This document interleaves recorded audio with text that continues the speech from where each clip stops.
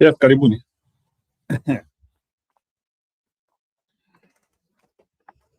Wow, we have just been validated. It was a bad night. Ani nikaanzia kujiuliza mbona Bambi anakaa normal na venyewe besti tumekuwa tukimuogopa. Mbona huyu jamaa anakaa normal hivyo? Kumbe giants until a giant meets another giant bado. Finally watu wenyu wameng'atuliwa siku ya leo.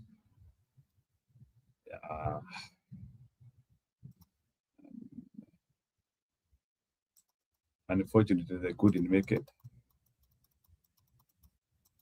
Pole sana. Pole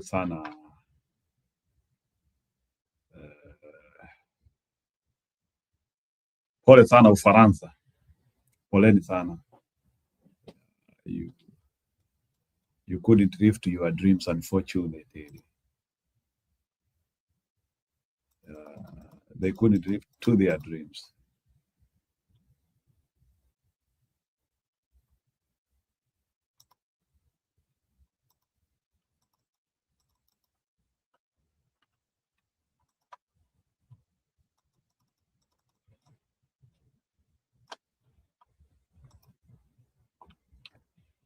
Yeah, so karibuni kwa show yetu.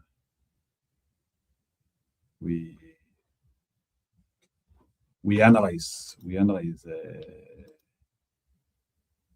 what we think is good and better for us here.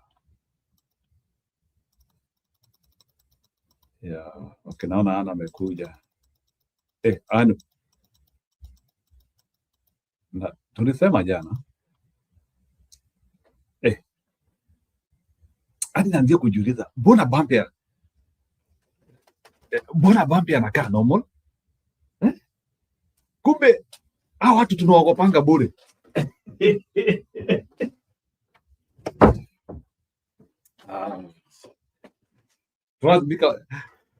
Kama Bambi anacheza hivyo hata mimi nitakuwa futi bora sasa. Manzi tu naangalia tu hivi. Kwa tunaangalia tu game tu hivi najiuliza, hii game nani yuko? Nani yuko? Naangalia roster Bambi yuko ba.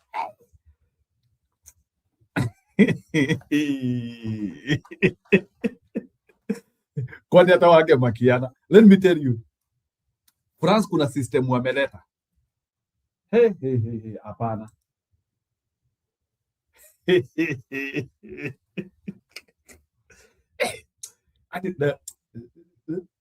Nauliza besti yangu bana. Angalia kama Dembele yuko bana. Angalia kama Dembele yuko.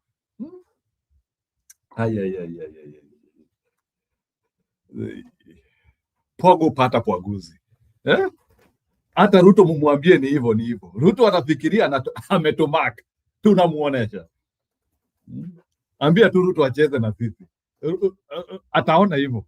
Unaona hivyo? You think you are a champion until you meet with the champions wenyewe. Wewe Messi wewe. Wewe Messi wewe. Wewe ujui. Wewe usijaribu kupita kesho kama utaki aibu. Usijaribu kupita kesho wewe Messi. Wewe Messi, wacha nikuonye kwa haraka na kwa mapema. Wachana. Usijaribu kupita hapo.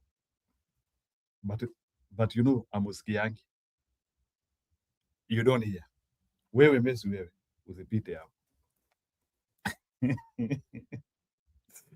Anyway, wacha tuangalie mambo ya Olkarau. Najua I have studied one thing which I knew is that Bambi is in Real Madrid. So hao wanamjua. So hizo timu ulikuwa unaona tu Bambi tu anawagonga. And Lamine Yamal alisema bana hii France hakuna kitu hapa. Kujiuliza bana na mtoto anasema Lamine Yamal aliulizwa kwa interview juzi. Akaulizwa what is your take? Kasema bwana. bring them on. Nikaanza kuuliza bwana enyewe, lakini pia damu inakujanga na joto. Nikajiuliza bwana, huyu mtoto akasema bwana, we wanted that matchup, hiyo France ndio tunataka. Nikauliza huyu Lamine Yamal nikichani, Lamine Yamal akasema bwana, hao ndio tulikuwa tunataka, hao wajitayarishe. Yeah, and the boy has done well, by the way. Yeah, the boy has done well. So mi sitaki aende akaibisha Messi. Anyway, karibuni kwa show yetu. Let's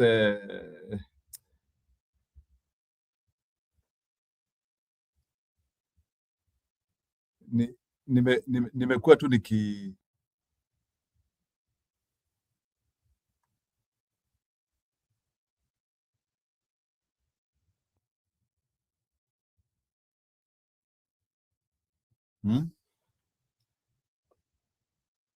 Olkarau kunaendaje?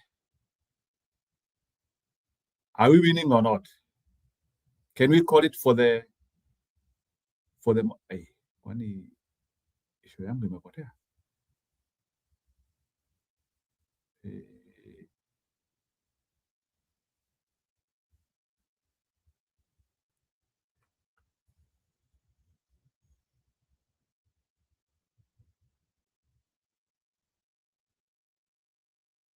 I don't know.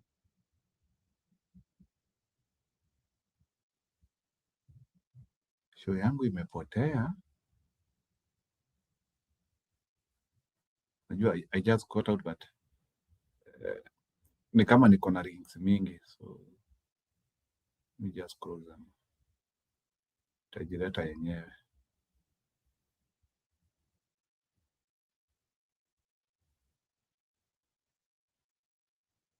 Wow.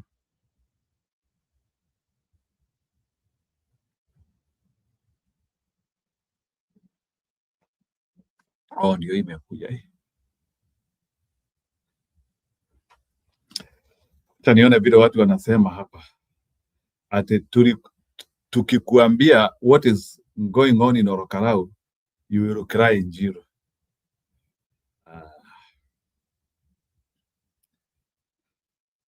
Mimi ile miaka nimefika, nilipita age ya kulialia bwana.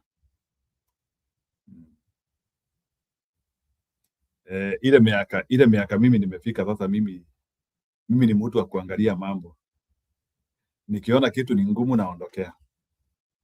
So nao sio wengi bana. Polisi sio wengi kutuliko bana, niongee kama Mkenya polisi sio wengi kutuliko bana. Wametuma tu ngiri peke yake. Hapo hakuna kitu bana. Polisi sio wengi kutuliko.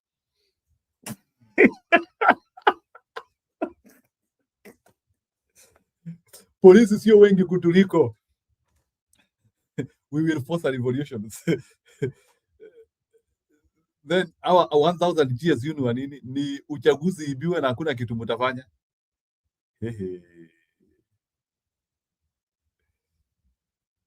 Now au GS mbona wanapeleka kiherehere?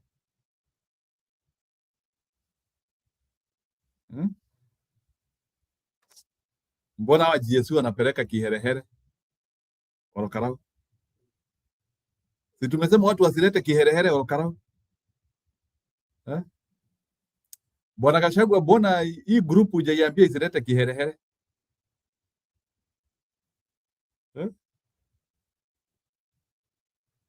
Bana, mbona hawa 1000 GS wanaleta kiherehere Olkarau? Ni nini mbaya na hawa si? Ni bwana, hawa watu sio wengi kutuliko bana. Kuna bana. Hawa watu sio wengi kutuliko bana. Tangu lini polisi wakakuwa wengi kuliko binadamu? Hawa kuna kitu bana. Hawa we will do our thing. And in whatever we do, we have to win Olkarau. And in whatever we do, we have to win Olkarau. Olkarau is our lifeline. Olkarau is our lifeline.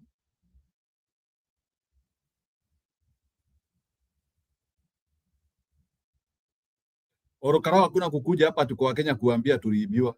Please. Olkarau, we have to do everything possible to make sure that that election is not stolen.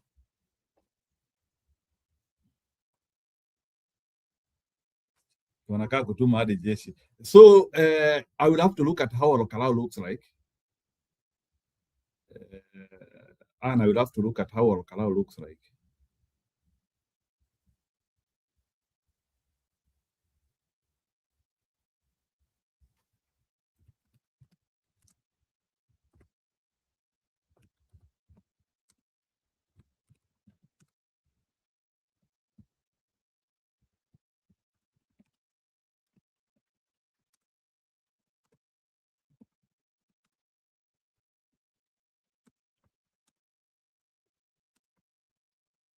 Natafuta stories za Olkarau.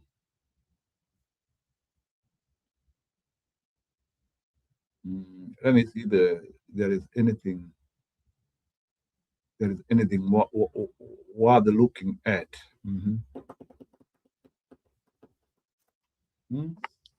Kanini Kega escaped assassination.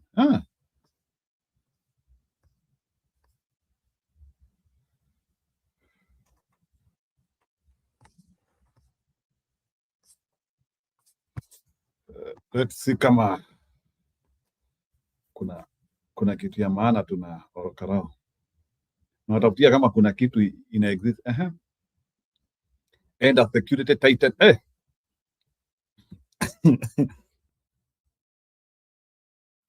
Wacha tuone. Nilikutumia video hata nilikutumia hizi videos kwa nguvu. Wanakaa kutuma hadi jeshi. Gachagua aliandikia IBC barua. So hiyo utabiri utuambie hiyo barua inasema namna gani. Wacha tusikie. Hata huyu anajisimamisha. High-octane campaigns in Olkarau constituency drew to a close today, with the leading candidates holding mega rallies in Olkarau town to mobilize support ahead of Thursday's by-election. As Emmanuel Tona reports, Interior and National Administration Cabinet Secretary Kipchumba Murkomen has assured residents of enhanced security before, during and after the poll. Arboretum grounds in Olkarau town, Olkarau constituency, Nyandarua County. The DCP brigade, led by Nyandarua Senator John Methu, brought Olkarau town to a standstill in a last-minute push to rally support for its candidate, Sami Kamau Waweru. Local musicians took to the stage, entertaining supporters and showering the aspirant with praise as the curtain fell on a bruising campaign season ahead of Thursday's by-election. Our people have eaten all the goodies that you have given them. But at the end of the day, they have told you their resolve is one term. And their member of parliament is none other than Sami Kamau Waweru. The leaders who spoke calling for peaceful election on Thursday. We shall only leave the police station once the last vote has been counted. Because we cannot trust you and we cannot trust the police. Any police that is not numbered, that is not registered, shall be named a goon.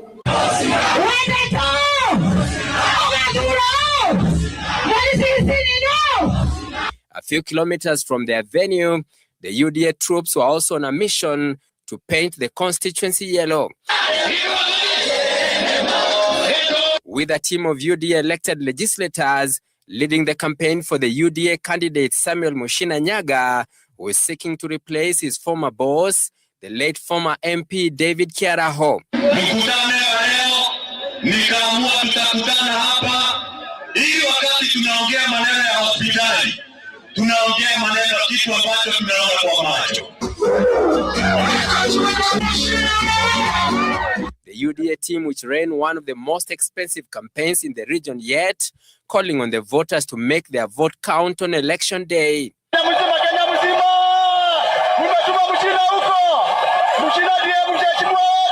We are hopeful that we have turned what was a very difficult tide back, and the people have heard the message. IBC cleared 9 candidates to vie in the by-election.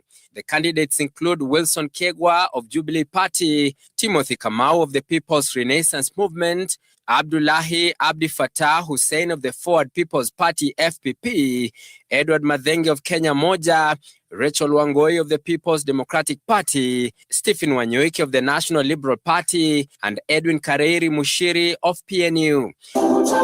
This comes as the CS for Interior National Administration Kipchumba Murkomen assured of enough security during the Thursday poll. Tutaweka maaskari hata kama kwa police station nahitaji askari 100 tutaweka pale. Kwa sababu tunajua kuna watu wanataka kuleta vuruku ndio wa blame police na ku blame serikali. Meanwhile, 6 suspects linked to the Nyahururu attack on Linda Mwananchi rally were arraigned today. Emmanuel Tor, Citizen TV. Now, civil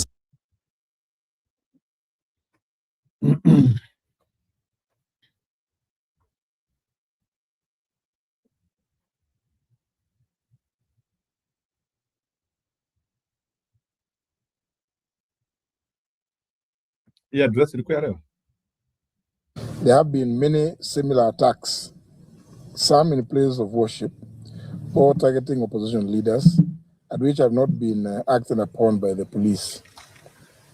Only days ago, Excellency Martha Karua, Senior Counsel, and the party leader of the PLP experienced an attack while accompanying clients for the lawful implementation of High Court orders at Tigatoto Primary School in Mukuru kwa Ruben, where court direct and security was not provided despite express judicial orders. These incidents, together with the events unfolding across the country, raise serious questions about whether public institutions are discharging their constitutional obligations impartially and effectively. Kenya cannot become a nation where organized violence is answered by organized retaliation. While every citizen has the right to personal safety, we must resist any temptation to normalize mob justice or politically motivated reprisals.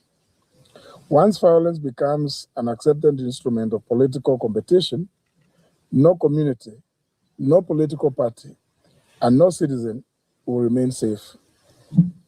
History teaches us that political violence rarely harms politicians most. It destroys the livelihoods of ordinary Kenyans or citizens.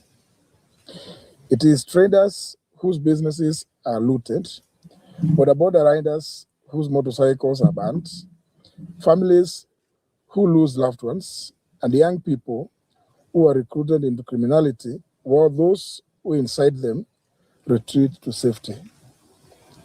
The buck stops with William Ruto and his regime. He is the chief executive of the government and bears the greatest responsibility. He is sworn to respect, uphold, and defend the Constitution. It is therefore his duty to ensure that the security apparatus of the country are functional and up to their duty of maintaining law and order. The National Police Service is constitutionally mandated to protect Kenyans without fear, favor, or political considerations.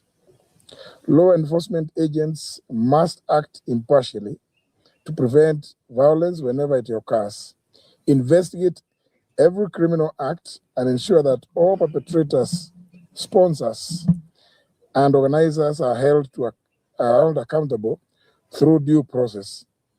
This is unlikely to happen where public officials engage in partisan political posturing and campaigns. Unfortunately, the CS for Internal Security, one Kipchumba Murkomen, and his peers Raymond Omolo are playing partisan politics, which distorts the role of security agencies. We are aware of the mobilization of police from all corners of the Republic to go to Olkarau. We urge police deployed to Olkarau to perform their duties impartially and to reject any unlawful orders to violate the law and play partisan roles. The IEBC, police deployed to man elections are deemed to be electoral officials and are under your direct command, and you must issue any lawful orders, and any partisan engagement by police will be attributed to you if not acted upon. I yield to my brother, SKM. How far have you gone? Up to Compliance. violence? Yeah. Equally, political leaders across the divide must exercise restraint in both word and deed. Leadership demands responsibility, especially during moments of heightened political tension. We must reject language that fuels division and instead reaffirm our shared commitment to peaceful democratic competition. Kenya demonstrated constitutional maturity in 2022 through a peaceful transfer of presidential power. We must not allow that achievement to be undermined by a growing culture of intimidation, goonism, and politically sponsored violence. I want to add state-sponsored political violence. We therefore call upon the government to reassure, I think we are being very polite here, to reassure all Kenyans that every lawful political gathering will receive equal protection under the law. Public confidence in the impartiality of state institutions is indispensable to democratic stability. Finally, we appeal directly to our fellow citizens, wazalendo wenzetu. Do not allow yourselves to become instruments of violence on behalf of any political interest. Refuse to be recruited into gangs. Refuse to retaliate against fellow citizens. These are your brothers and sisters. Protect one another. Uphold the Constitution and insist that political differences be resolved through lawful institutions, not through the streets. To the IBC, as you preside over Olkarau by-election, do so under the law and perform your duties with utmost professionalism and impartiality. We have seen the statement by Mr. Efcon. The only thing I remember is saying, don't take photos, whatever. Don't use your phones and what have you. This for Mr. Efcon. We're telling it to you directly and your team. If you bungle Olkarau, Kenyans have absolutely no reason to hold you in high esteem. You have powers to sanction anyone, including bigwigs in government, who violate electoral laws, as well as those who orchestrate violence. Do not stand idle while the integrity of elections and your very own office is eroded. What happens on Thursday will demonstrate whether or not you are an impartial arbiter. As I've actually repeatedly said, you have the opportunity to prove you are not a William Ruto commission, that you are Kenyan Independent Electoral and Boundaries Commission. And secondly, your capacity to hold a free and fair and credible general election will actually be put to test on Thursday. Kenya belongs equally to those who govern today and to those who aspire to govern tomorrow.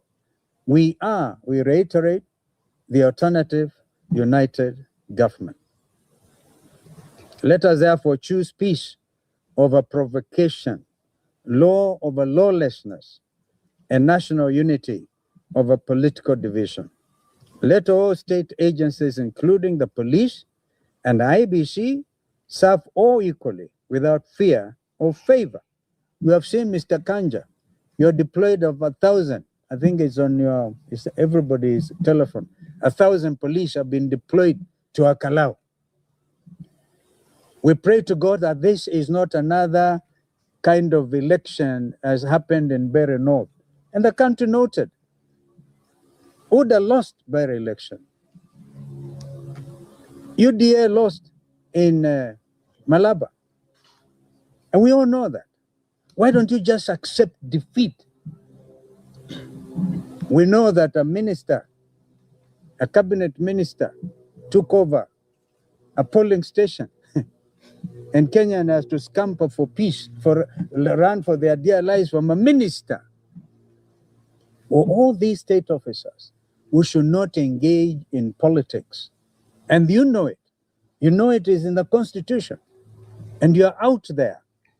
You are distributing relief food, you're giving mattresses. Yeah, blatant abuse of office and the electoral code of conduct. We are watching. The country is watching. In fact, I want to add, the international community is actually watching Olkarau. All of us are watching. Election comes and goes, but Kenya must remain. Kenya is bigger than any one individual, let alone those who choose to be used to destroy our beloved nation. I want to add, Mr. Ruto, accept defeat. It is decent to do so. My sister, mother, and our late brother, who has gone to rest, accepted the verdict of the Supreme Court of Kenya. Even when we did. Even when we didn't believe it was hot air. We took it. We were called hot air staffers. We took it. Mr. Ruto must prepare to lose this election. We're even aware of your cooking attempts to through Infratrack to try and divide the opposition. We are aware. Gunism has no place in Kenya now or ever or forever. Kenya will not become another Haiti. We know you send our boys there, maybe to learn, to benchmark. And we're beginning to see evidence of Haiti type of gangsterism in our country every day. We will not accept it. Our answer to violence must never be more violence. Our answer must be justice, constitutionalism, and the rule of law. This is our statement. If anybody has any question. Question. My name is Ndubi Moturi for Daily Nation. We have seen a report today by the Kofi Annan Foundation saying that there's a high likelihood, around 84% of violence in the 2027 upcoming election. What could be your reaction to this? Our reaction is serious concern.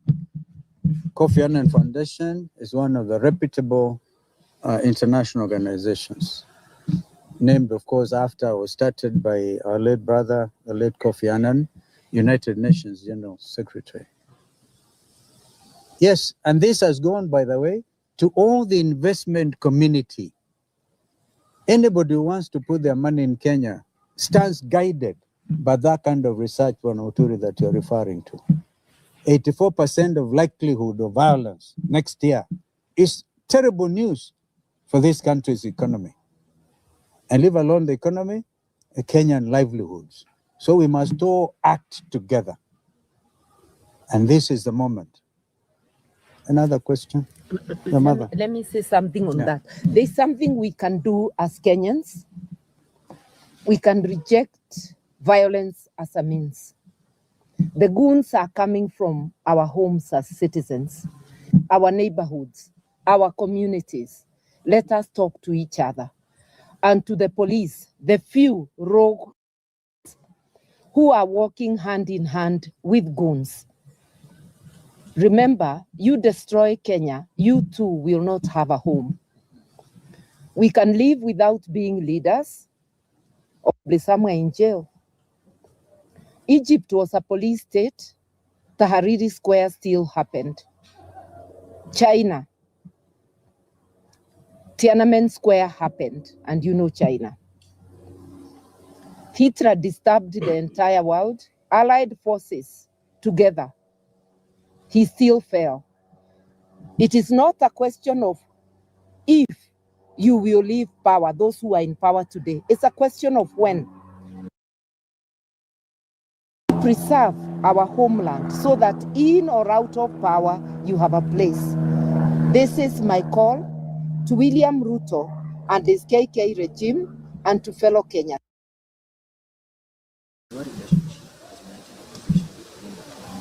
So I need to be the division that Olkarau we have had with the members who advising kulinda mwananchi government around. I think I can quickly answer that, and maybe my friends may have better answers. You know, when you're building coalitions, it's always never a walk in the park. What I know is all of us as leaders in the United Alternative Government are committed to ensuring that William Ruto is actually one term. I think I've seen Senator Sifuna lay claim to that as well. A lot of people are laying claim to the fact these guys have to do one term. So there's nothing we are engaging each other on a daily basis, right? I can, for example, tell you yesterday I had lunch here with Fred Matiang'i. Actually, that's how we agreed we'll have this press conference here today, and he would obviously be here, and he's instead gone to I think Thika. We're in touch. Chief Justice Maraga was always actually with us drafting some of these statements, and Mother was the chief editor, if I can politely say so. Right? So we are one. We are. We all are different personalities. We're different people, but the commonality is evident in the belief that this country deserves better leadership, and that is what is a void right now. So we will continue to talk, to agree. We're talking as Azimio la Umoja One Kenya. Mother was reminding me when we last came here, we were Oka with her, with Kano and others. So we continue this engagement. We are part and parcel of each other, and I don't hear any differences that are insurmountable. Thank you. I think that's sufficiently answered. Any other question? No. I don't have to say anything beyond that. In fact, I was going to add something for your the thing that's crossed down there. That we have seen invitation cards circulating. Where William Ruto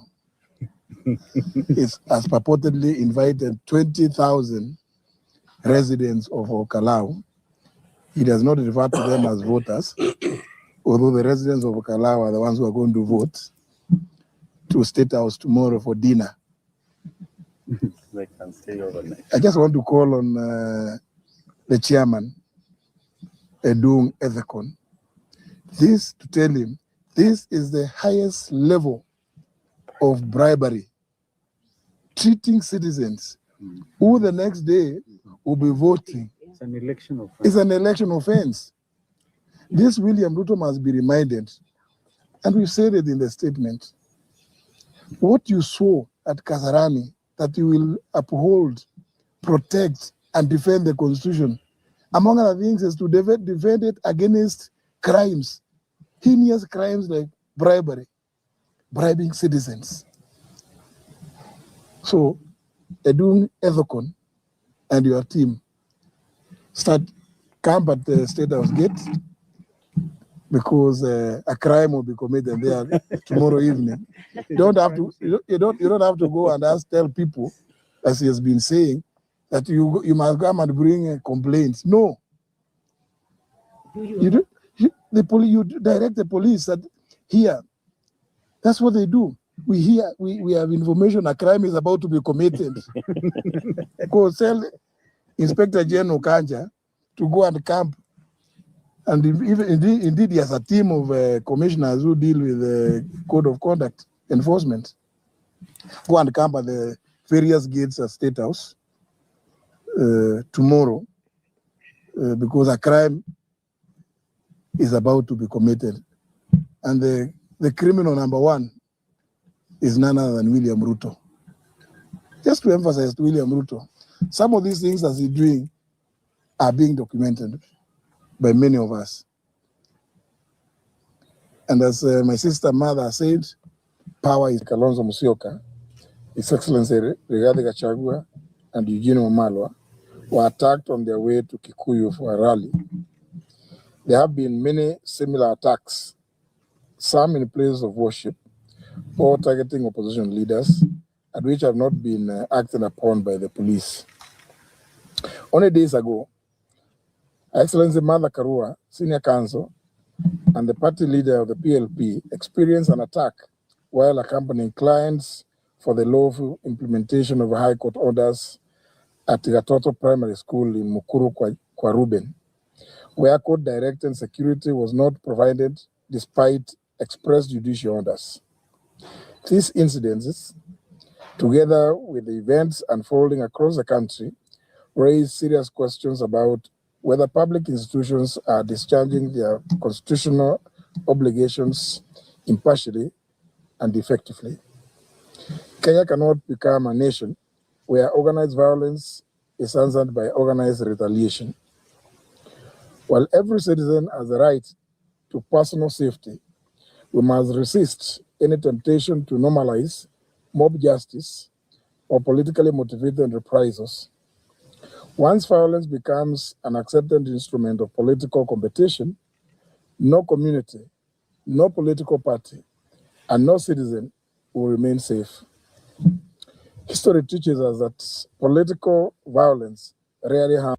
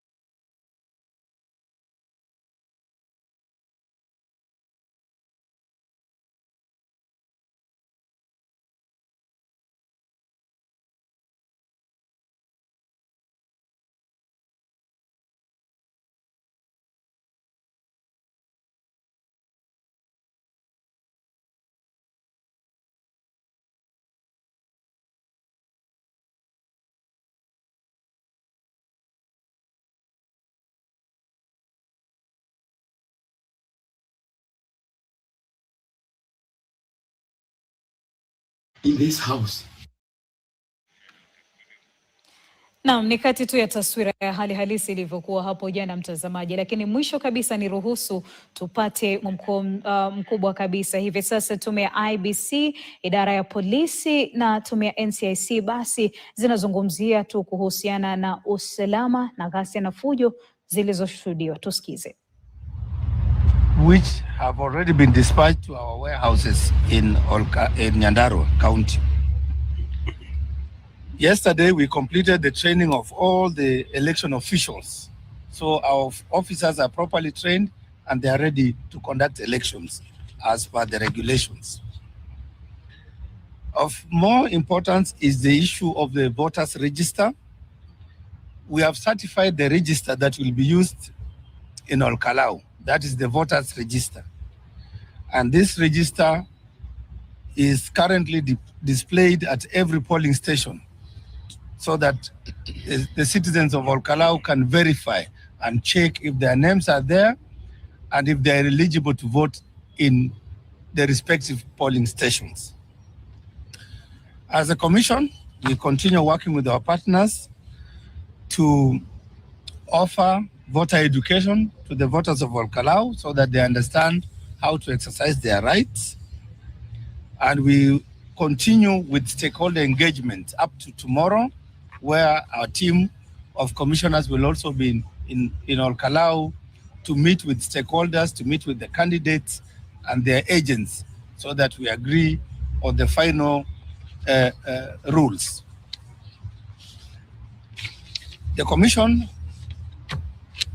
reminds all stakeholders that the campaign has officially ended yesterday on Monday, 13th of July 2026 at 6 p.m. in line with the gazetted election timelines.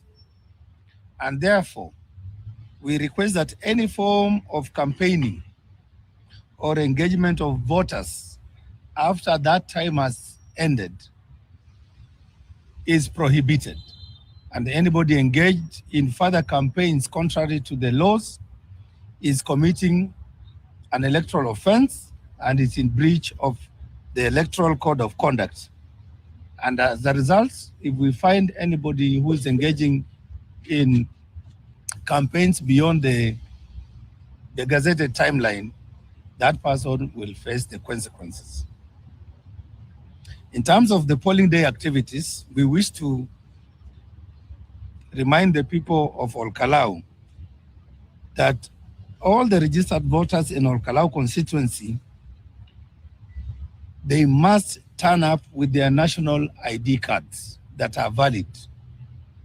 And for the case of the passport, they must verify and confirm that their passport is valid, it has not expired, because these are the primary documents that will be used to identify each of the eligible voter, each of the voter who is in our digital register. In terms of identification, the actual identification of the voters during that day, from morning when we open the polling stations, once you show up with your ID or your passport that is valid, we shall use the biometric means to identify and authenticate those voters. Biometric means your fingerprints or your facial features, which we have captured in our database. Because the register we are using will be the digital register that is integrated in our KIMS kit.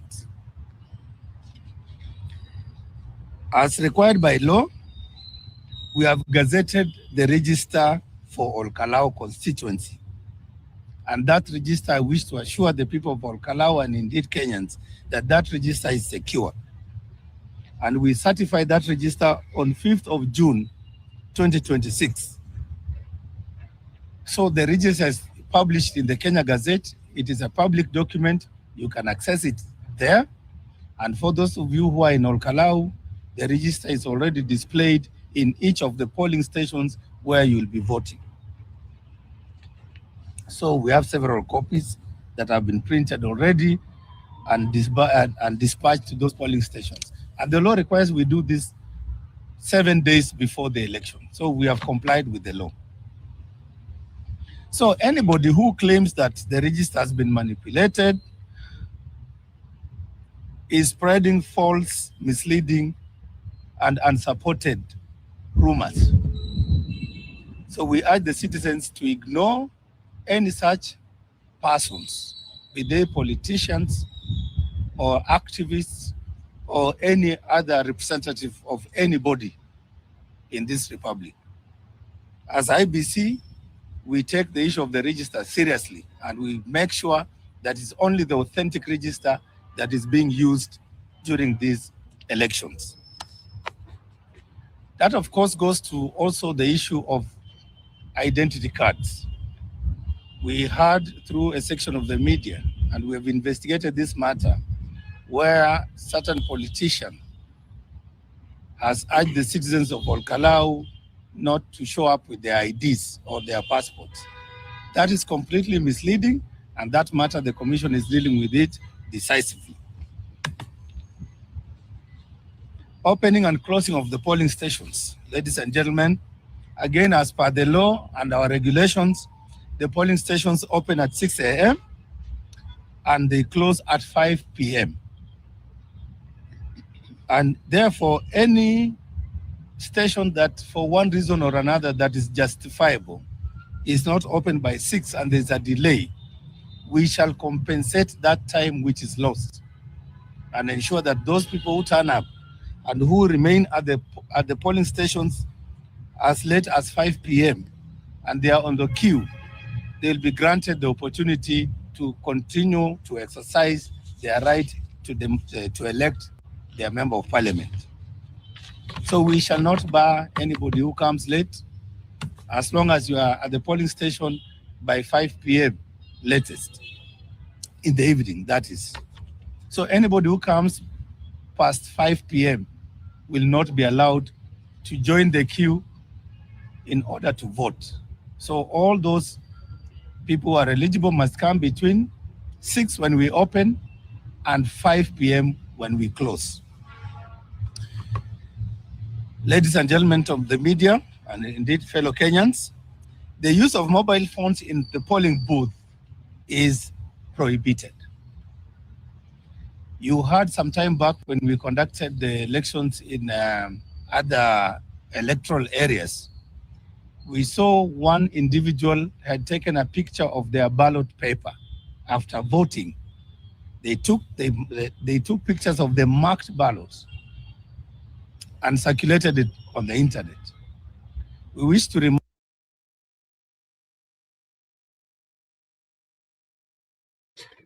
nataka msikilize Edha Kauni polepole, msikie zile rules anajaribu kuset, na sijui kwa nini hii Olkarau lazima wangesimama wote hapo kuoneshana how serious they are. So wacha tusikie sasa. So hakuna kupiga picha as usual, that has been the gold standard.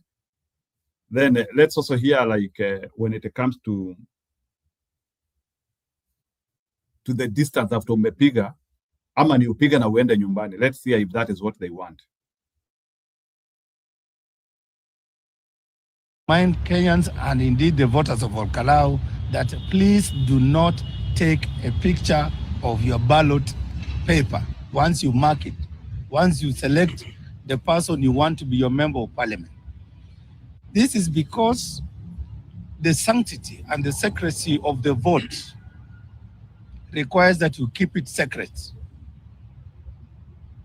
That's why it's very, very important that we facilitate you to vote by way of secret ballot. So it will defeat the purpose if you again make that ballot public. And it is against Section 7 of the Election Offences Act. You shall actually be prosecuted. And if you are found guilty, you will pay a fine a fine of up to 1 million Kenya shillings. So we need to tell Kenyans this matter is very serious.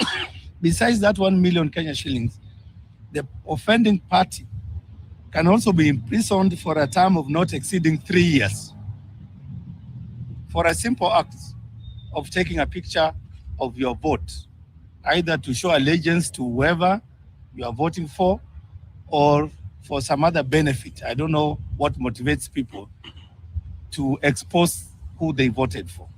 So that is discouraged, it is prohibited, it's against the law, and it has consequences.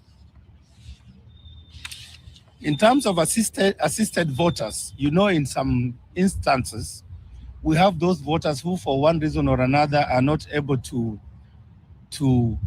go through the voting process, and they require special assistance, be they people with disability or some form of illiteracy. The law allows that those voters can be assisted by a person of their choice. So nobody should force anybody to be assisted. If they wish to be assisted and our officials have verified that the person requires assistance, let that person choose a person of his or her choice to assist that person. We also wish to inform members of the public and the voting populations of Olkarau that no one person is allowed to assist more than one voter.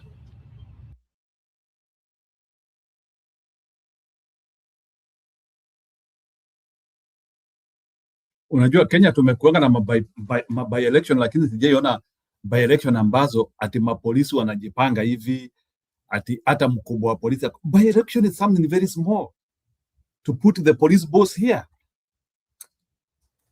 By election ni kitu kingine ndogo sana to put. Hii by election tunafaa kukua tukiona mkubwa wa polisi within Olkarau ndiye anafaa kukua akihandle hiyo kitu, sio huyu constituency police officer. Kama kuna police boss, so mkubwa wa polisi Olkarau anafanya nini kama sasa huyu ndiye ama kuna by election 3 Kenya? Are we having more than one by election in Kenya? That is why like this idiot has to be involved. Alafu ati vitu zingine ni ujinga sana. How? I think Ruto government does not understand jurisdiction. You cannot involve the police boss in something which is not national. So here is where I agree with Gachagua when Gachagua says we have left the election to those people, it's local. How is this election local? And even the police boss or Olkarau, hausiki. These people are so stupid. Anyway, ni sawa, ni kuangalia tu.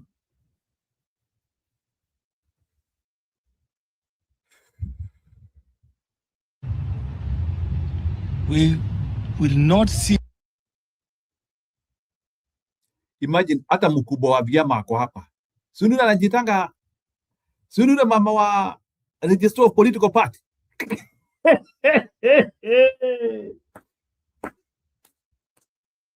Who's the Register of Political Party? Yeah. Huyu Sununa mama, huyu Sununa Register of Political Parties huyu ama ni nani huyu? Sununa anataka hadi delete huyu.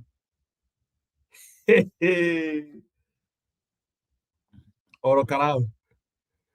We love you, lakini hii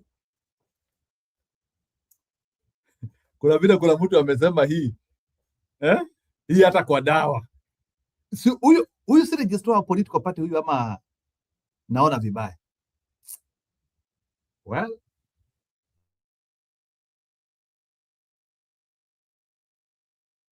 a situation where one person is hovering around the polling stations and purporting to be assisting one voter after another, one voter after another. It is only one person to assist one voter, end of story. So again, that is something that we wish to communicate to the people of Olkarau to be on the lookout. In terms of accreditation of agents and conducting and the conduct of anybody within the polling stations, and indeed our constituency tallying center, each participating political party or candidate is entitled to appoint one agent at each polling station and one chief agent at the tallying center. And I repeat again, each candidate or political party is allowed to appoint only one agent at each polling station and one chief agent at the tallying center. The tallying center will be at the constituency headquarters. And therefore, we shall not allow anybody roaming around our polling stations purporting to be agents if they are not appointed by the political parties or the candidates themselves, and they must be one. And our office gives them accreditation badges. So anybody who does not possess an accreditation badge should not be seen roaming around our polling station. The police, the security will take action, and our officials will take action. So in that regard, in the last by-elections we conducted in the country, in Mbere, Malava, Kasipul, Unguja, Magarini, the commission observed a phenomena that is very much disturbing. There are some Kenyans, whether politicians or non-politicians, who purport to behave like super agents. And therefore, they come to our polling stations and try to disturb the peace or the peaceful conduct of the elections in those stations. We want to state categorically here that we will not allow anybody, whether it's a senior politician or a leader in this country, who has not been cleared and accredited by IBC, to come with their security or their supporters to try and disturb the peace at the polling station or even overrun the polling station. We have asked the National Police Service and all security agencies to help us to deal with this phenomenon of super agents, who are mainly some of the senior politicians in this country. So we will not like to see that happening in Olkarau, and should it happen, we will take decisive action against those individuals. We also wish to remind that the public and members of the various political parties and supporters of the respective candidates that we shall not admit any person who is wearing a badge, clothing, or symbol, or any other item signifying support for a political party or candidate. The campaigns, as we have said, the campaign period ended yesterday at 6 p.m. So we do not expect campaigns at our polling stations when citizens are supposed to show up in a neutral environment to vote, cast their vote, and go home peacefully and wait for the results. So anybody who is seen in party colors or paraphernalia should be sent away from our polling stations, which should remain neutral from 6 up to 5 when we close.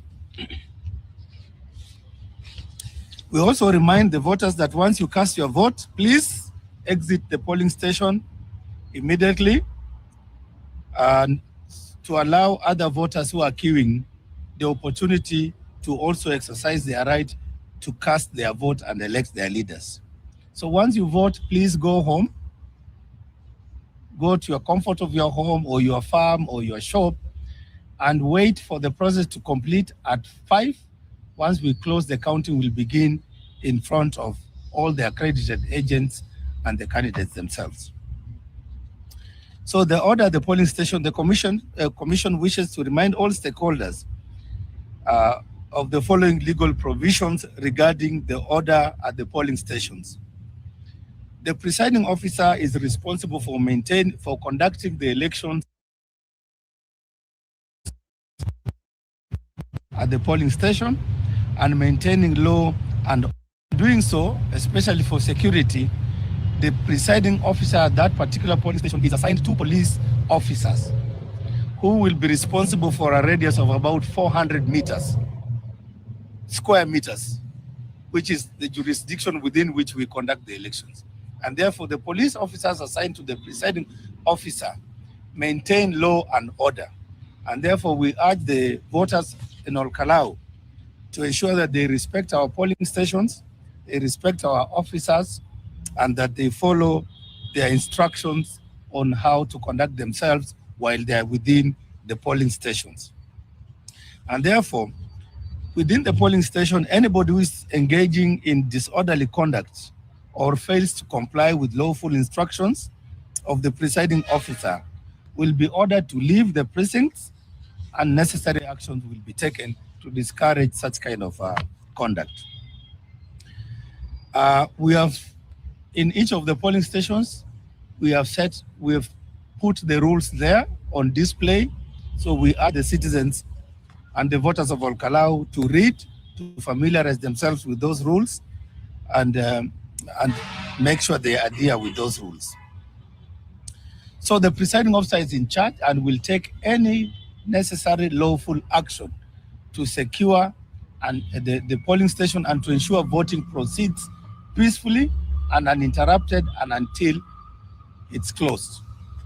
So those people who sometimes are inclined to try and storm any polling station, just be warned that action will be taken, because we'll have adequate security protecting every polling station and allowing citizens to come and cast their vote peacefully without any disturbance. In terms of security arrangements, you can see the IG is here with his 2 deputies. We have the DCI. They will speak more about the security arrangements for this, to secure the elections, to ensure that there's peace, there's tranquility, and the voters of Olkarau exercise their rights peacefully to elect their leaders. So as a commission, I would like to thank the close collaboration we've had with the National Police, with other commissions present here, including National Cohesion and Integration Commission, to ensure that we make all the necessary arrangements, including security, so that the by-election in Olkarau succeeds.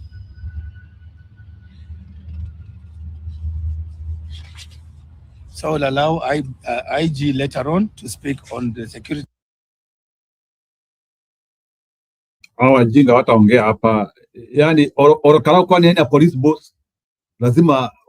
So maybe Kipuri, let me begin with you, sababu wewe ndio umetulisha kwanza. Can you help me to understand, like, since when did the by-election became a playground for the national agents to speak about. Like mkubwa wa polisi ama Olkarau ina mkubwa wa polisi who should be able to handle these issues. The situation is dire. Let's just talk the truth. Every I thought this is a regional election. It's not an election where IG should be involved. Hadi Nderitu nimemuona hapo. Kwani hakuna returning officer hiyo base? They are so stupid. Okay. I get your point, and that is where I'm coming to. This is reality, ladies and gentlemen. I know that there's been a lot of people nimekuwa nikisikia kwa TikTok, kwa mtandao. Everyone seems to be confident that the people of Olkarau went to vote for DCP. And in actual sense, in actual facts, in actual energy of the people of Olkarau and the rest of Kenya as a whole, it's a Ruto must go movement. Hiyo tumekubaliana. I think we are tuko pamoja hapo, si ndio? Hiyo, I think we've had a lot of excitement. This is where, I'll explain where I'm coming from. This is where the attitude that us as Kenyans had when you're going in 2022. So for those people who are new to this feeling of confidence, where you see the wave of the people, feel good, medho, Rigathi Gachagua, anaambia anapatia assurance, kila kitu. This is the feeling we had in 2022. For those who've been stung and understand the realities of the ground and look at even the negative stuff, we see what is happening. Every single thing has been dropped on the book on us. Number one, police. 1,000 nationwide. Why? You just take that down. 1,000 cops from all over the country. Anti-riot police wamekuja. Are they expecting violence in Olkarau? Number two, Ethacon has given us a bizarre list of things that we are not allowed to do on that day. Meaning that hata ile siku mlikuwa mmezoea Gachagua, I will tell you the truth, Gachagua, what you had planned to do, where you're going to bring your boys to protect things, will not happen. Because you've been told. Mpaka mmeambia mtakuwa na fine ya 1 million. Mkijitokelezea hapo. Ile kitu tulikuwa nasema kwamba wananchi tunafaa kulinda kura, tutungoje hapo. Wamesema Ethacon wamesema nini? Piga kura, enda nyumbani. So, how do we protect our votes? We don't. Because it's going to be closed. It's going to be a government affair. Murkomen is involved. The IG of police is involved. Ruto has sent people to State House. Mara it's cancelled. Mara it's still there. I will not be surprised if you're going to watch videos tomorrow and see that actually people of Olkarau, 15,000 of them, have been sent to State House. So in actual facts, for what I've been saying for weeks, UDA is going to steal the Olkarau election. Take it to the bank. For those who are expecting and they cannot be stopped as you speak. I have just told you they cannot be stopped. Haven't I just given you a barrage of list? Hapa mimi sitaki kusikia excuses from Gachagua. I do not want to hear any excuses. I gave warnings. I said that this is Ruto, this is the different animal. The thing I'm pissed off about all these other leaders, they're giving us stories. Any stories about pressers. What is the press? What is this presser going to do to us as Kenyans? They are trying to expose Ruto. They are trying to expose Ruto. Then we do what? Then what do so that now they can know who they have and na nikuulize na mbona kidogo na mbona what do you want us to do? So what do you want us to do? Ngoja kidogo, wacha ni react. We are talking. Na mbona hawa viongozi wetu wasiseme we will have vigilante to defend the vote?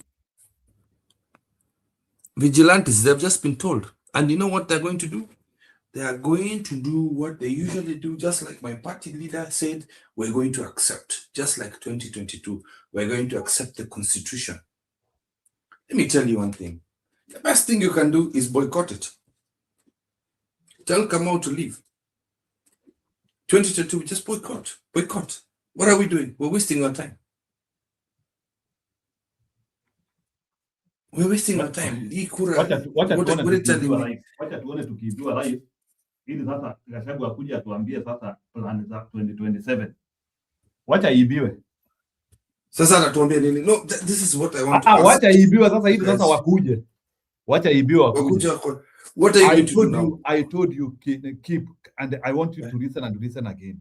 Yeah, I want to hear it. Please tell me. It is impossible, yes, to lose an election in your stronghold unless it is not your stronghold. It is impossible. Na nimemaliza. I mean, Anne, am I talking out of my ass? You've seen the odds have been gone against. Hata Museveni si anarusingi Kampala. Even Museveni himself loses in Kampala. Anapatanga huko kura huko kwa Manyankore huko na huko kwa Manyankore. How is it that the opposition is the only place which is losing in their stronghold? I'm tired. Can you promise me you're going to open the show on Friday? We discussed this. And I'm not coming to laugh. By the way, I'm not coming to laugh. I'm coming to just state. Wacha kwanza nitoe Sigiridi kwa viatu. Sigiridi zimeniingia. Niongea hapo na Eric nikuje. I am coming to just state the obvious, what I have been seeing for months. Hii ni kitu nimepambana now, sleepless nights, just trying to figure out what the hell is going on. They've all met right now. It's too late. They've been procrastinating for months because they've not done strategic planning. Strategic planning is because they're avoiding each other because every one of them wants to run for president. Again, that's like the most important thing.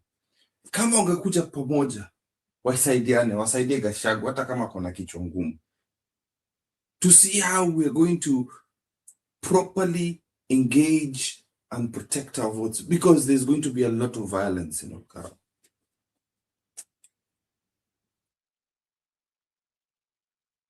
There is going to be violence in Olkarau. Take it to the bank. People will lose their lives. And it's going to be normal in Kenya now. And this specific election is going to dishearten a lot of Kenyans. Mutatukano na watu wa UDA. And they'll genuinely think they've won. UDA people will be so clueless. Infotrack. How can Ruto have 32% of the country? Are we kidding us? Are we kidding? I will be here. If we lose Olkarau, I will be here laughing. What do you mean losing? We're not losing. If it's stolen, can we use the correct words? No, I'm saying whether we lose or we get stolen, I will be here laughing. We're not losing. No, let me tell you, you cannot allow an election to be stolen in your stronghold. Yes. Thank you. That's the word I needed you to use. What's Eric Onge? Tafadhali. Kwani polisi ni wengi kutuliko? Si muna kaa hapo mpaka munaichunga. Umesikia hata economy, what has Stefan just said now? Haven't you not been paying attention? You've played that video. Endeni kusikiza hawa wajinga. Haya, Eric, endelea. Unajua ni kama Sigiridi imepanda, imeingia kwenye. Sigiridi ni nini? Si hii tu si hapo kidogo. Imeingia kwa kiatu yangu. I don't know. Oh! I got it. Pole bro. So you know you work in the field. Sinajonga ni engineer wa field. Hebu ongelesha mzito kwanza aseme. Eric, karibu. Ama pia unataka upembelezo. Eric labda ako job, acha kumsumbua bwana. Jiro. Yeah, yes. How are you? Hi Eric. I'm fine. Unajua Eric ni wale majenzi lazima wabembelezwe. Eric, ni wale majenzi lazima wabembelezwe waongee. Bwana Eric sasa Aje. Nilikuwa nimetoka, nilikuwa teremka stairs nikaanguka. Aya, pole. Hata mimi nasumbuliwa na siafu. Endelea. Give me like 5 minutes nikajitoe. Ongea na Kiprila hapo. Go ahead, Eric. Olkarau. So I listened to the IBC speaking, and I also listened You listen to the IBC stupidity. To the chairman, Edecon speaking.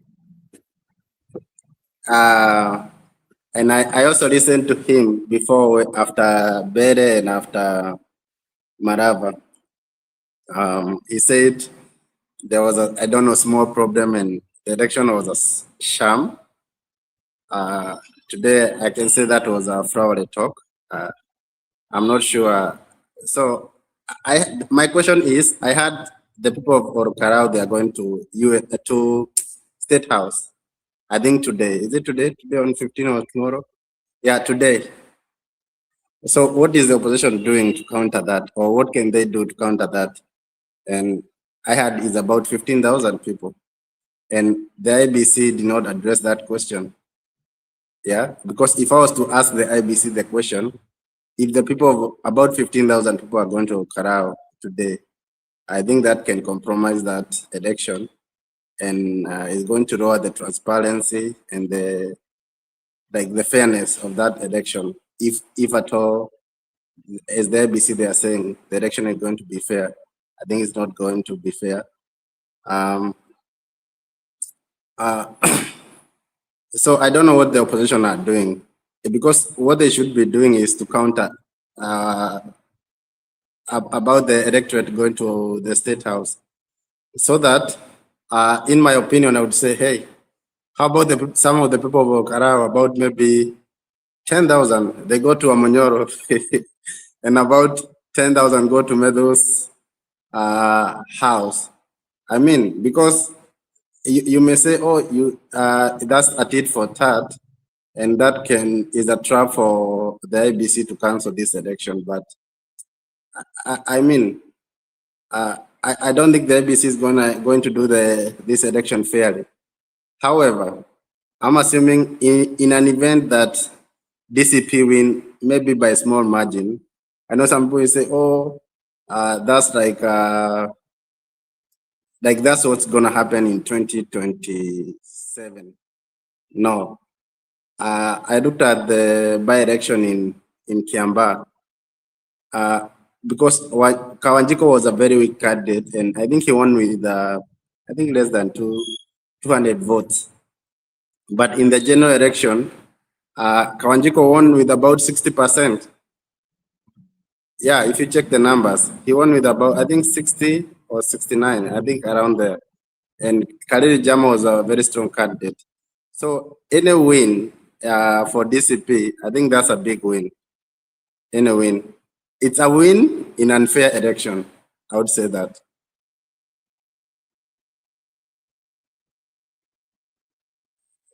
Go ahead, Kip.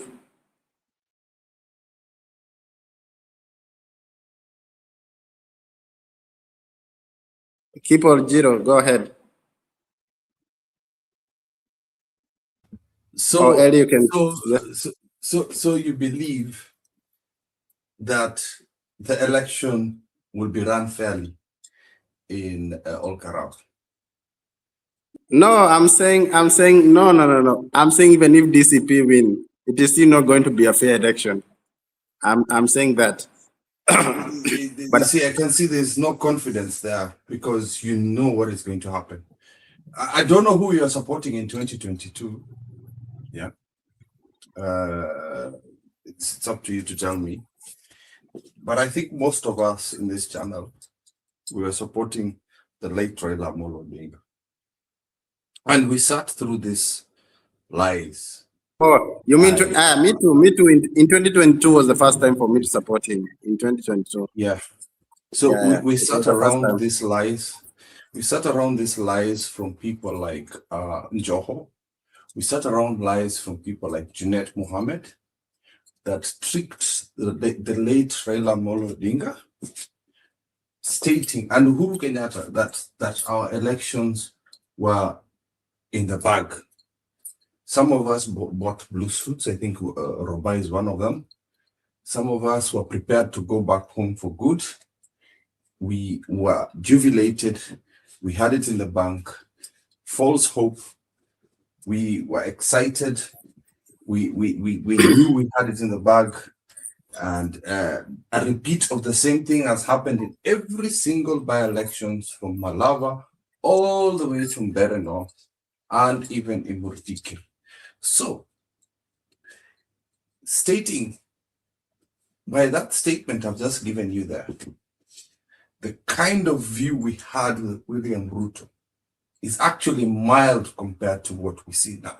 Trust me, we did not go through the same way. At least we had a fighting chance when we had Uhuru Kenyatta in government at that point in time. But Uhuru Kenyatta was a lazy man. That's just, I don't play with saying the truth now. Our funds for protecting our votes were stolen by Junet Mohammed. Joe, watikula your pesa. Muzee's vote was stolen. We went on the streets. Our people from Azimio, mostly from ODM funds, were killed, were hurt when we were going to demonstrations. And now we're having the same repetition with Rigathi Gachagua. He states that his vote is not going to be stolen. He's given us assurances. But all the cards have been put against us right now. Mimi hapa sijali mtu akisema kitu yote. I'm just stating the truth. I know who William Ruto is. You've seen calling people to State House, number one. 15,000. We've got about 70,000 voters. 15,000 have been taken over. If you take about 70% outside the vote, because not 100% of the voters are going to vote, that will be 50,000 people. You take 15,000 people from the vote. There, you're left with 35,000 people to go vote. They can play around with those numbers, my friend.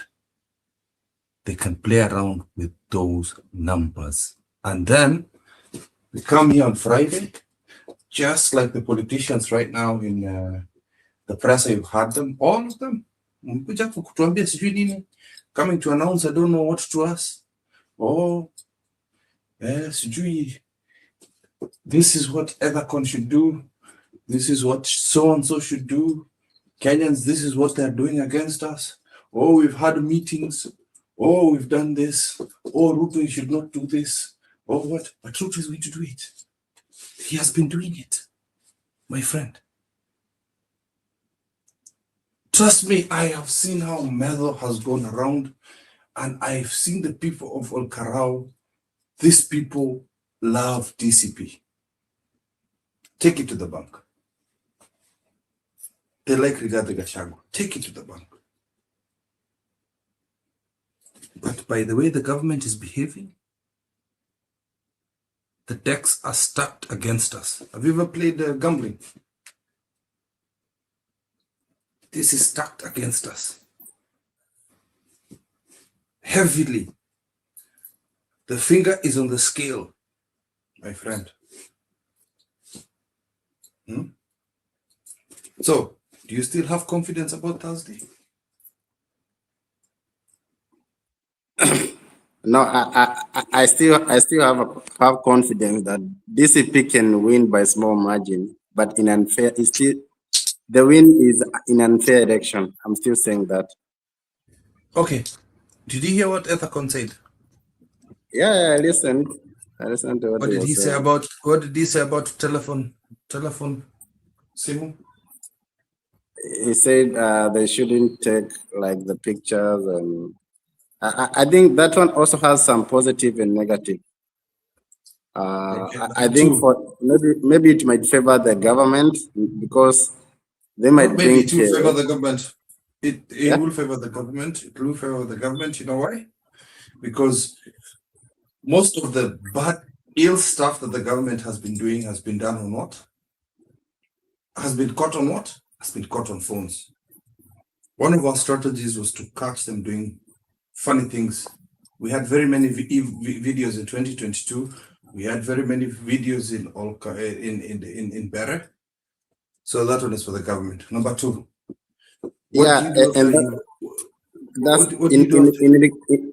I'm saying in Rigaji's statement, I didn't see him addressing that question.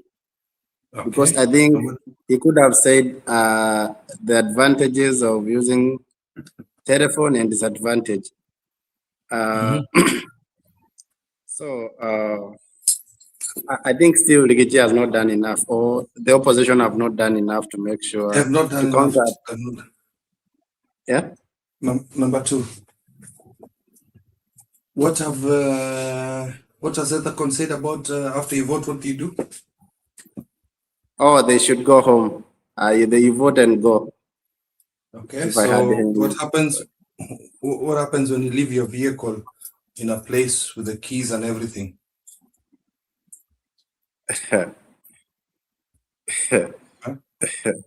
Anyway, the results. I think these things favors the government, and also the government. No, let's talk reality here. There's no here about sugarcoating about popularity of a candidate or it's a stronghold. Let's talk about facts. Facts. What is happening now? Everything is stacked against a DCP candidate. Everything. From the time state officers came with their blankets, came with their mattresses. By the way, that is not even a sign of the people of Olkarau actually changing their mind. That backfired.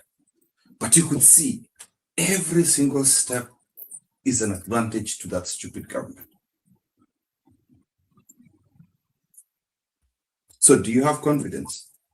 Do you have confidence? I'm asking all of you. I want to hear facts as to how Gachagua is going to win on Thursday. Give me confidence. Anyway, for me, I still think DCP can still win the small margin. How? I tried to reach out to them, and I think they are saying they don't want to say their secret. Maybe they have a plan. I don't know their plan. There is no plan. There is no plan. I can tell you there is no plan. Maybe I'm hopeful like 2022, before 2022. You are hopeful like 2022. I am seeing reality here. I have come to throw in reality. I have come to preach the truth. Because Gachagua did something that makes Jerry upset. He refused civil disobedience. Alikataza watu wake kwenda nje kutetea haki yao. Sasa atakuja kuambia nini on Friday? Or are we going to hear the same old story of Kenda Kotini? How many months has the Berenok and the Malava case been there?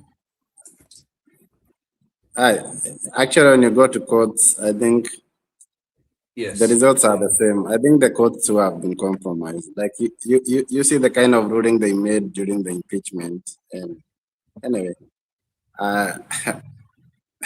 hapa nimekuja hapa kuongea ukweli, sikuja hapa kuumiza so watu.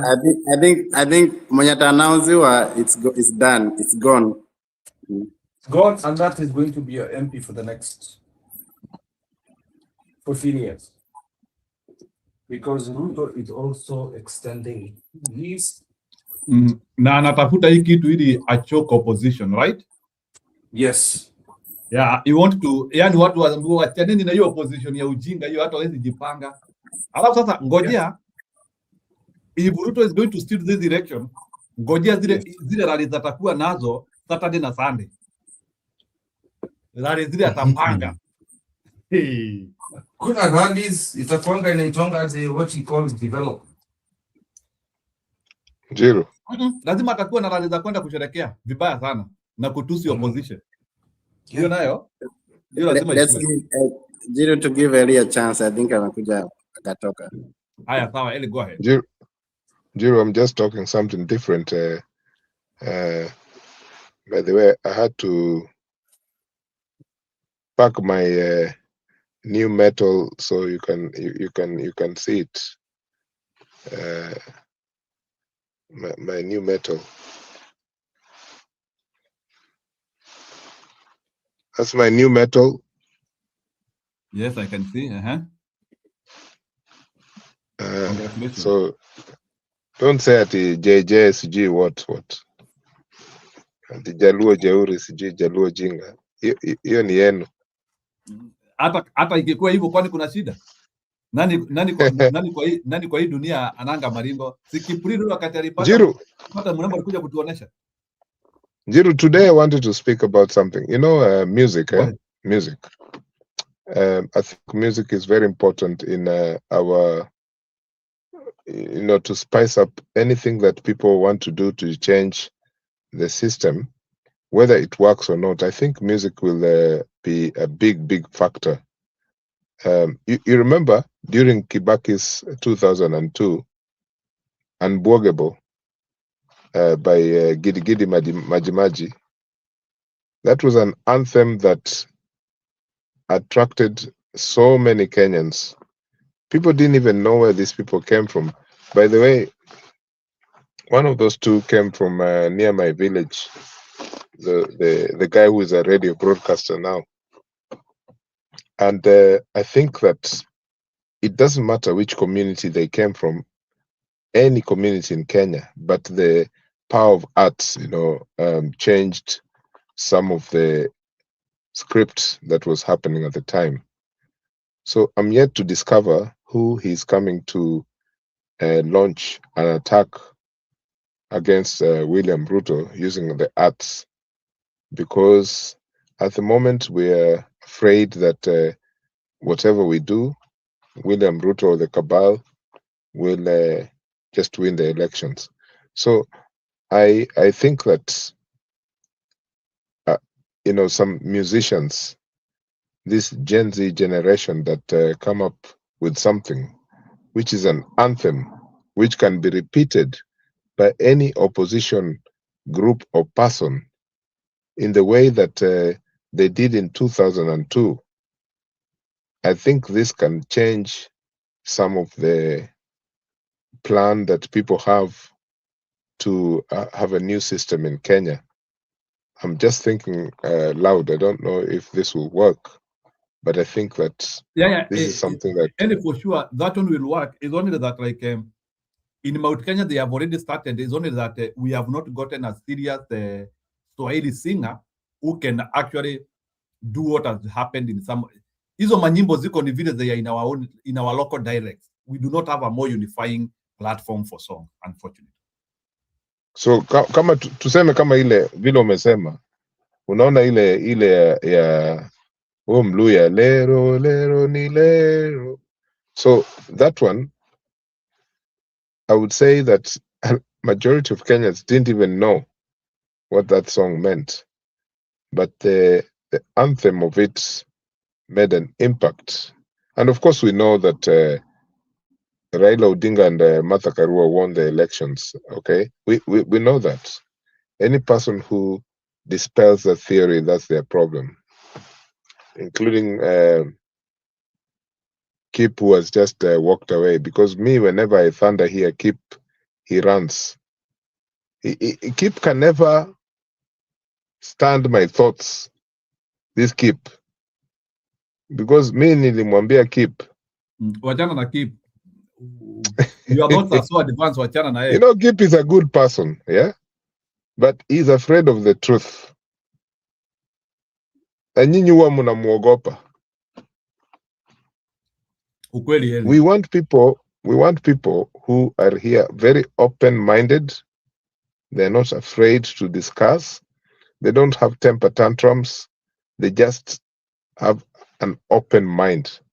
Because here, if you start saying at gee, that tribe, gee, what, gee, look at us, gee, this is nonsense. Tonight, I just wanted to speak about the arts, and I think that the arts, music is quite important in changing the scope of what is to happen in Kenya. So hata kama mmeweka Alus Mabele,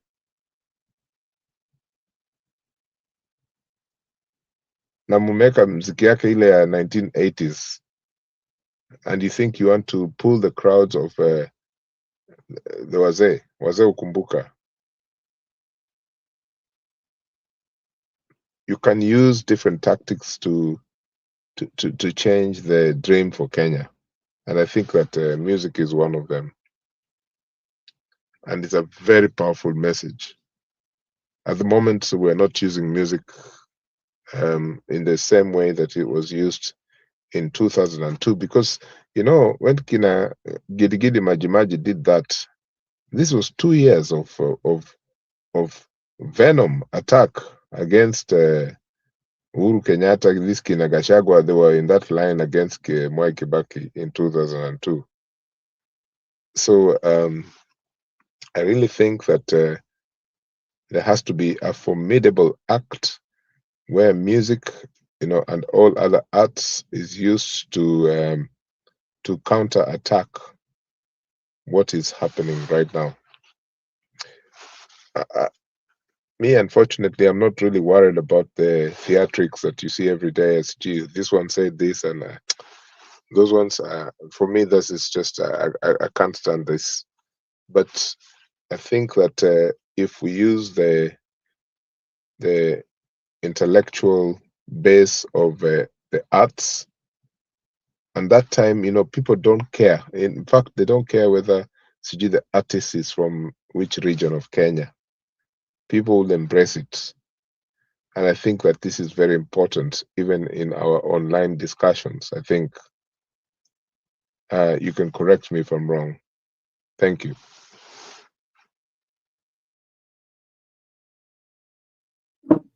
Yeah, sure.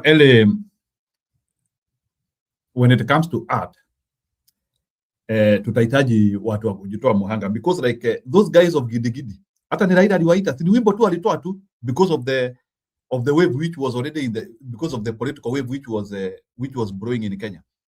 Ni majamaa alijitoa tu. I think there was that love and people wanting change, and I think ndio watu walijiondoa hivyo. We will come to that one more, but wacha ni comment kwa comment ya JM hapa. JM 96K. So JM, kuna kitu nataka kusema without reading your comment because I've already understood you. You are saying Ruto ataiba hii by election, aibe general election, alete 7-year term because the parliament is compromised and we lose our nation. I can tell you absolutely. Ile shida tulipata, Bwana JM, it was when we accepted that we can lose elections and we follow the normal path, which will not take us to anywhere. Kenya tumepita Rubicon, whereby you claim that ukiibiwa kura unaenda kufuatilia hiyo wizi kwa koti. That is one of the stupidity tumekuwa nayo, ati tunaibiwa ili tuende kwa koti. Hiyo ujinga ndio imetufikisha hapa. Number 2, ni ujinga ya kusema tuko na watu wengi sana, we cannot be stolen. We have refused to put a strategy to defend our vote. And votes are defendable, by the way, JM. Na usipo defend kura yako itaibiwa. It is a global standard.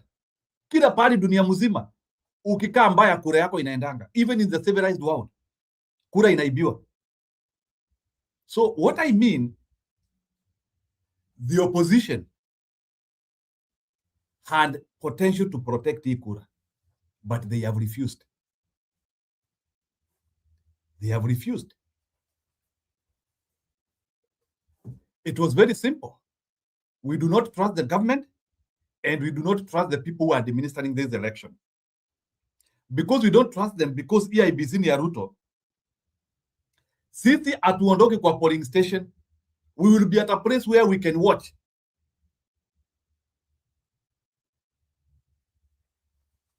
The moment unaambiwa upige kura na uende nyumbani and you leave IBC ya Ruto hapo, you have already accepted to be defeated. You have already, it is like ni kama saa hii, and I'm saying it in a light note, Eli. Ni kama saa hii bibi ya Eli akuje kutoanisha Eli na mimi, atachoose nani? Kuna vitu zingine which are common sense.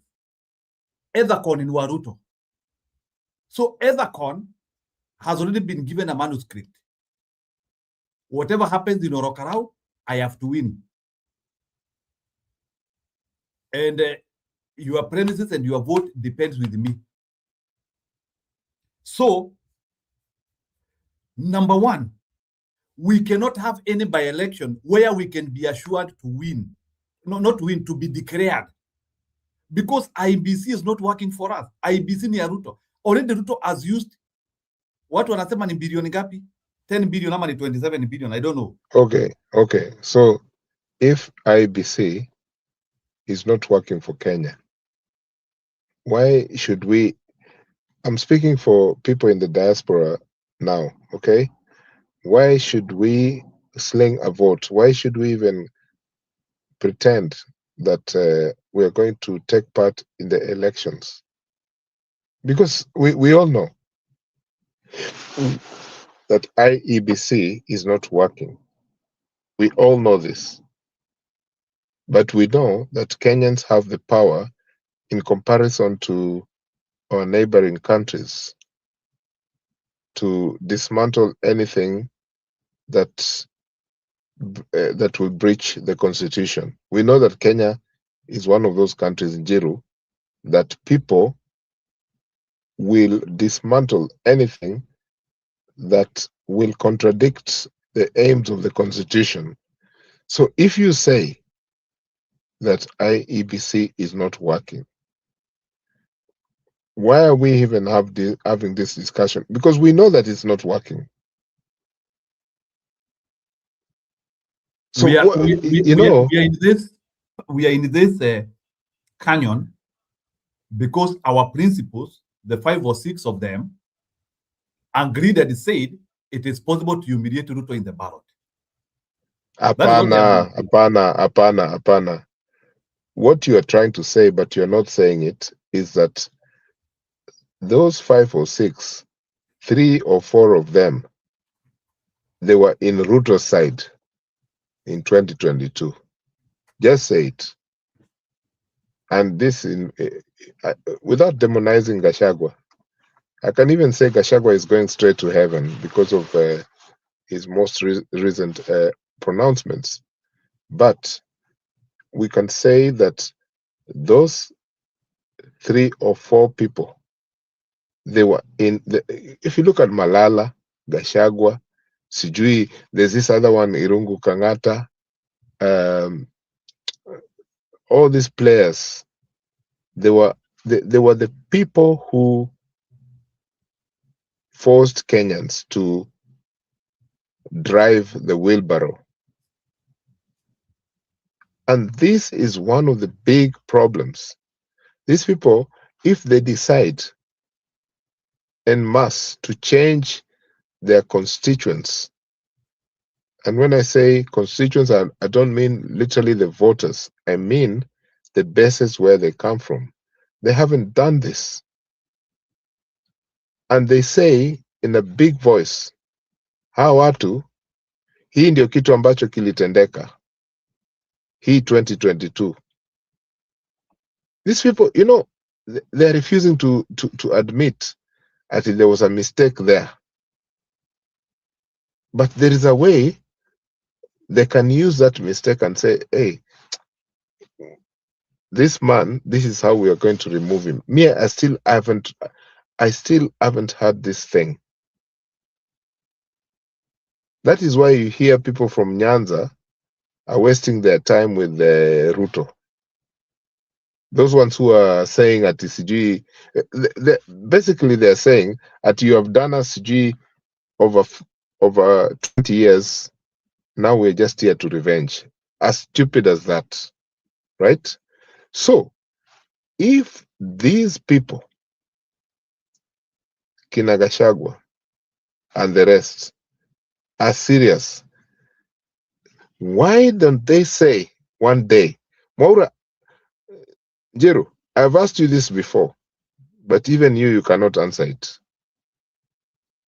Why don't these people come out in a clear platform and say, we rigged the elections? They're prancing about here telling us at TCG, oh, we helped Ruto to win the election. This is nonsense. This is what Gachagua says. Wait to hear this. Wariai? Wariai? Habari yako? Mzuri sana. Maura, umeona hawa Wariai? Kuna Wariai wamepita hapa saizi tu. Wale ninaongea. Nasikia unasalimia salimia Mawaria. Sasa kitu nasema hapa diaspora Wariai ni wengi sana. So by the way, kitu nasema if these guys decide to speak out very loud, bro, then I think that the platform will change. At the moment, they're wasting our time. They're not, every time you hear Gachagua is saying that, oh, we helped Ruto to win. What win? What win? What win? There was no win. The moment this man will say that we rigged the elections, Luos, they will placate themselves, they will realign themselves, they will say, hey, these guys now, they're talking. Because I'm telling you what people say in the village, that what has happened is people are being taken for a ride. And so they're using Ruto again to try and win elections where they think that they're literally laws are just a proxy now. Proxy. In the same way, people of Central Kenya were a proxy of Ruto to complete his mission. Okay? Eli. So, Eli, can I go ahead, sir. Go ahead. Sorry. I think before 2022, Sabina Chege said something about that. Do you think it helped Baba?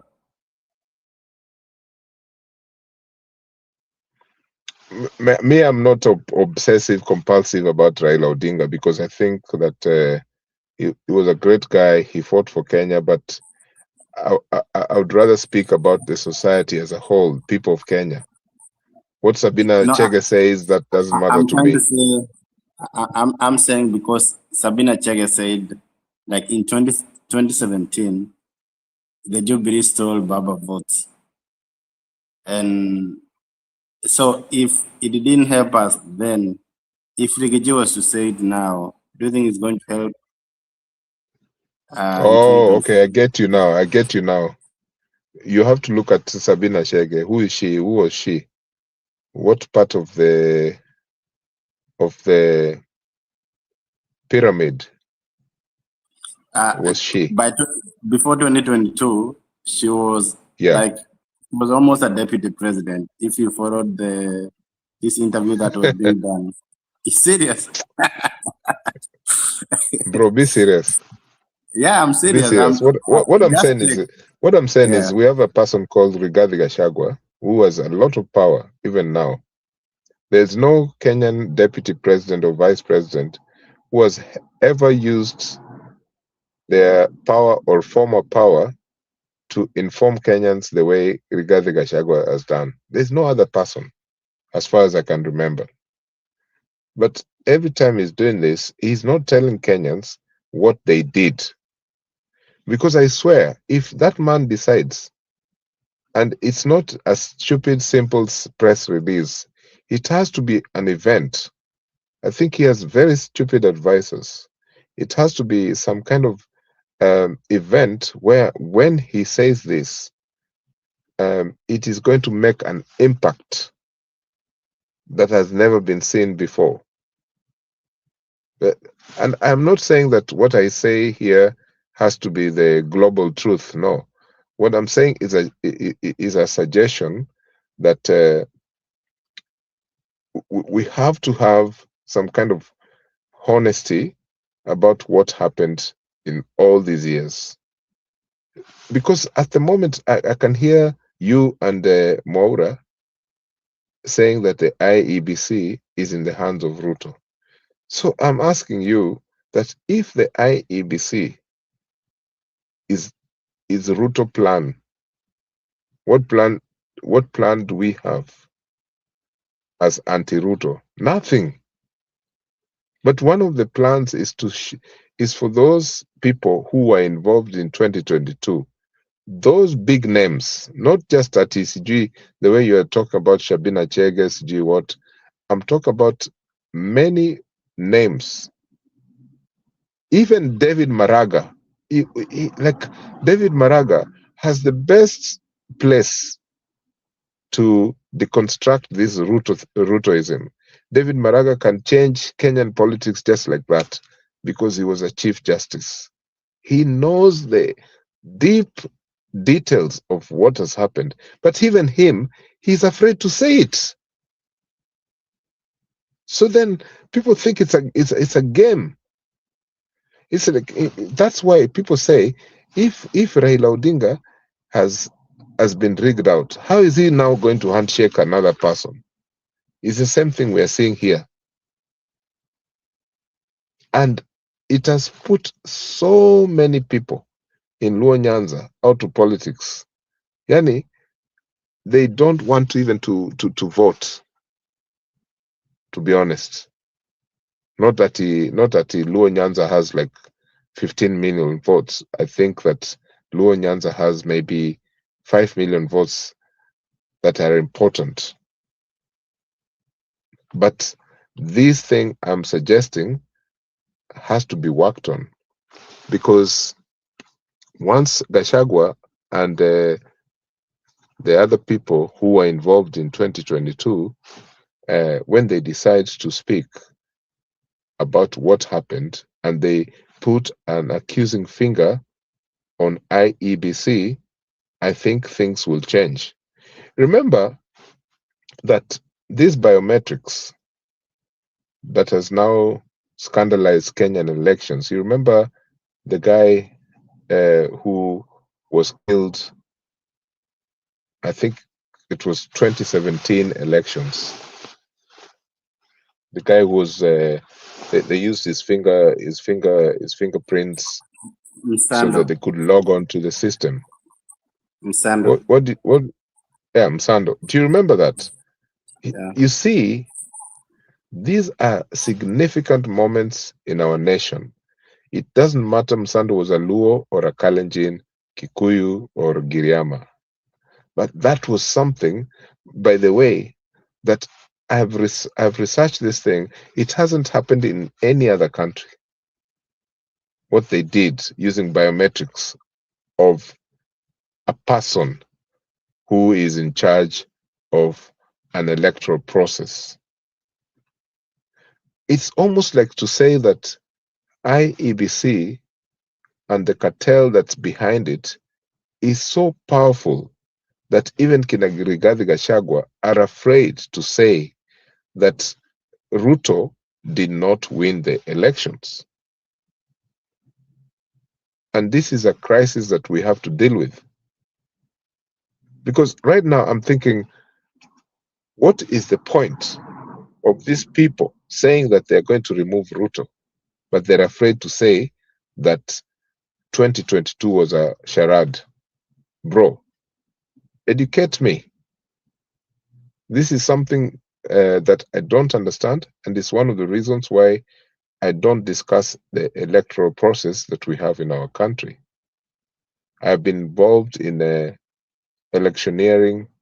I have stood in elections here in the West, and I didn't even go to see my results because I knew that I was not being rigged out. Why is it that we are so comfortable that Rigathi Gachagua is making all these trips? He came to America, he went to Europe, but he is afraid to say the obvious. It's a waste of time. So when we are rigged again in 2027, next year, we will come here crying. Because we know it's going to happen. If we are saying it, we have to find different solutions to this problem. Because we know that the people who are running these elections are massively corrupt. But we are afraid, our leaders are afraid to state the obvious. So if they're afraid to state the obvious, why do we even have to fight against this thing? Please tell me why. Njiru, you are here every day talking about that sijui huyu alifanya hii sijui ule mwingine but you're not saying what is the alternative discussion and solution that we should have. You're not saying it. Some of you, you're well connected to Rigathi Gachagua. Why don't you tell him to tell us that he helped to rig the elections? And he needs to stop this bullshit where he comes here to tell us that he doesn't want to say the obvious. So that means he was part of the rigging, and he was supporting the breaching of the Constitution. And then they decided that General Ogola must die. That one affected Luos very badly. I don't have to explain to you how, but I know how.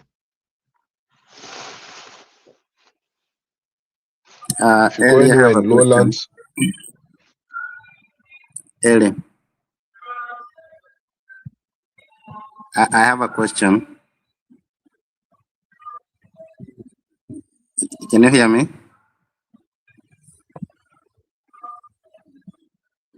Okay. Election is a process, and there are things as we go. I can hear you very well.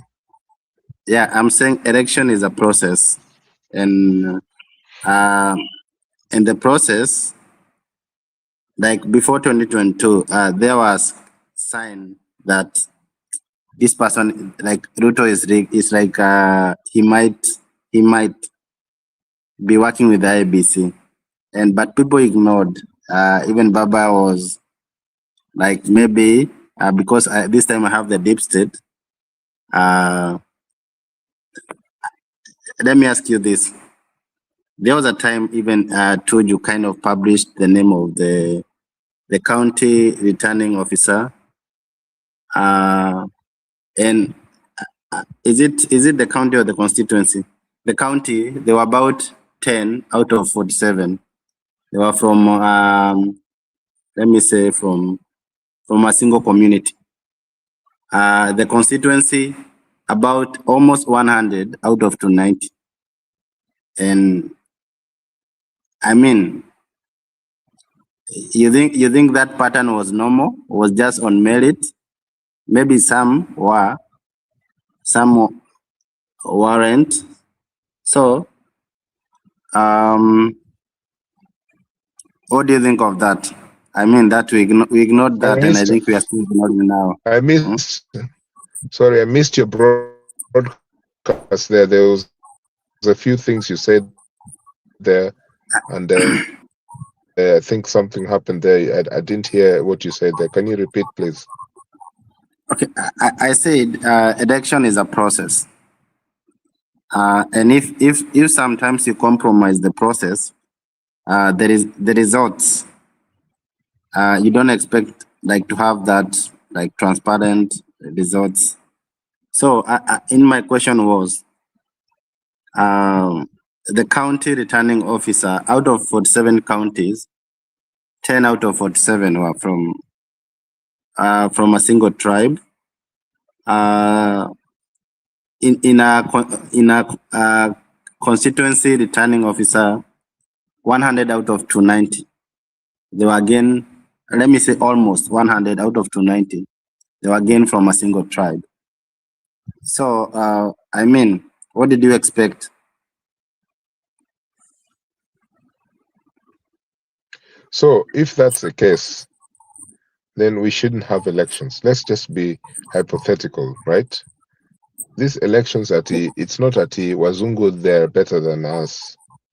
No. In Gambia, what they did in their last elections, they used unajua hizi vitu za ajua, unajua ajua? Those pebbles they use for a game called ajua.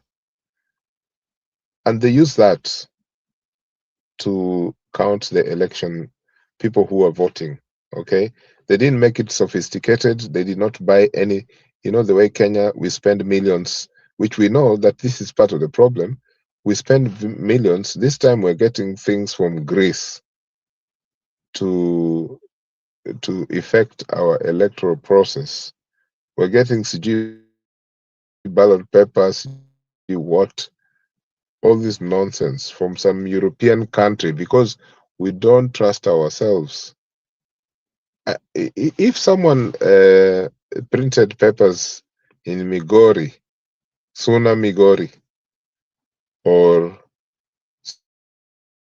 somewhere in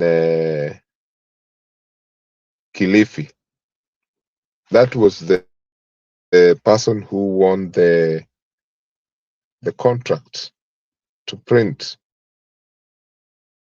the ballot papers. What is wrong with that? Is one of the most disgusting things we do in our country. That we cannot trust a person or a company which is Kenyan to produce ballot papers. We have to go to Europe in order to do a democratic process. So when you ask me that question, I'm answering you, telling you that the tools of elections is currently part of the problem because the procurement is a financial terror. These guys, they're out there to, but I know people who worked in the IEBC and they should be in committee prison. They literally need to be jailed.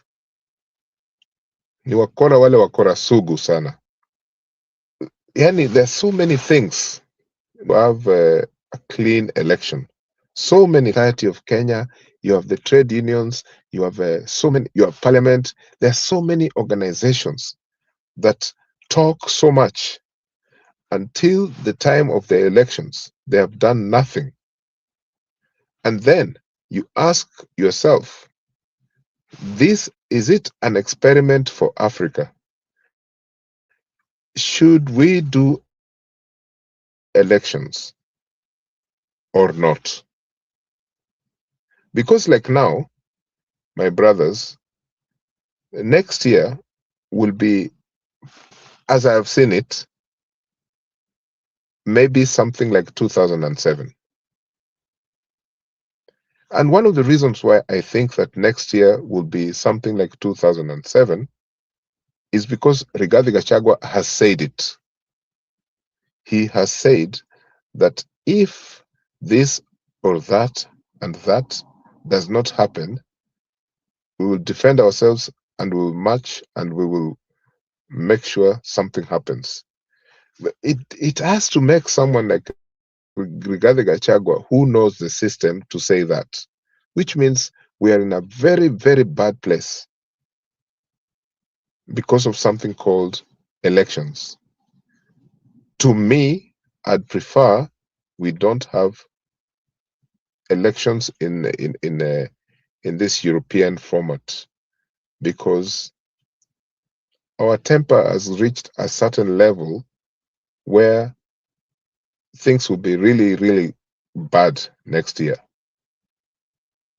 And this time, it is so bad that it is tribes fighting against each other. I have seen Kikuyus fighting against each other physically. I have seen Luyas fighting against each other physically. There's the intrastate war amongst the Luo as well. So, away from the theories, I think that Kenyans have been shortchanged again.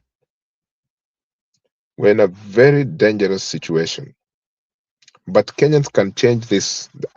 They can really bring this to the fore and change it before it gets really bad.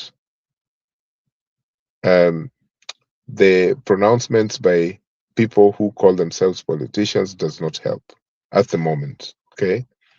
But if you ask me about Ruto of 2022, how he so-called won the elections,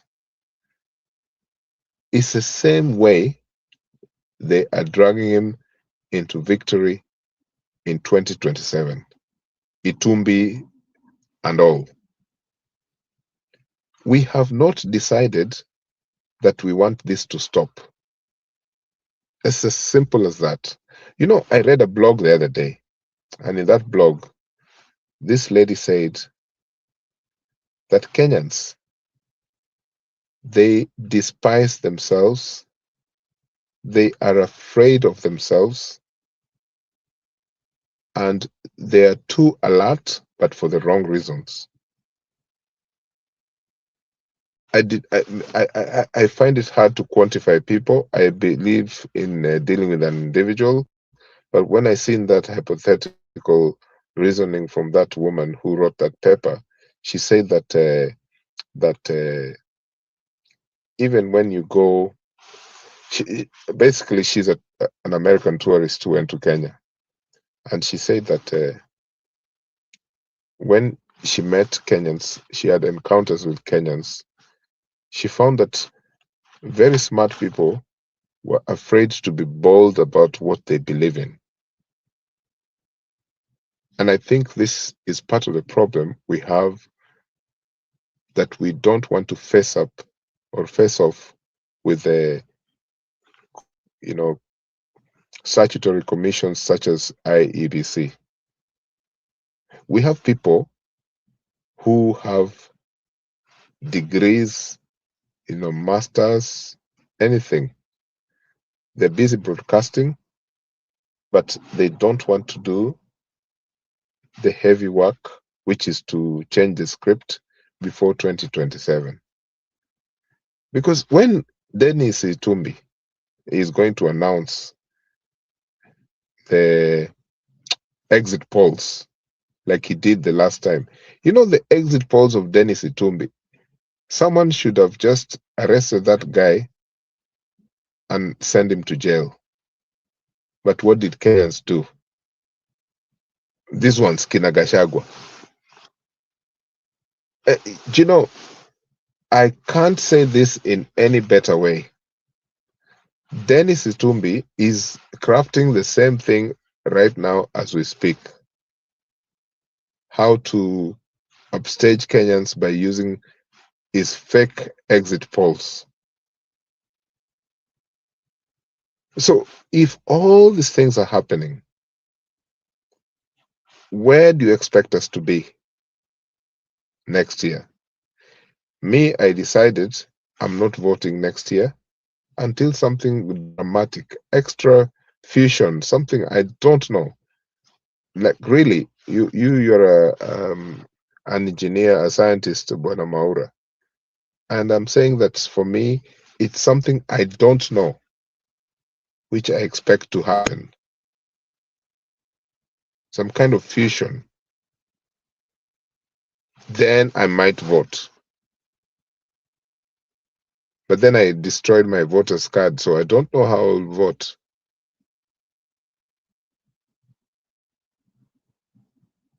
Thank you. Sorry about my rant.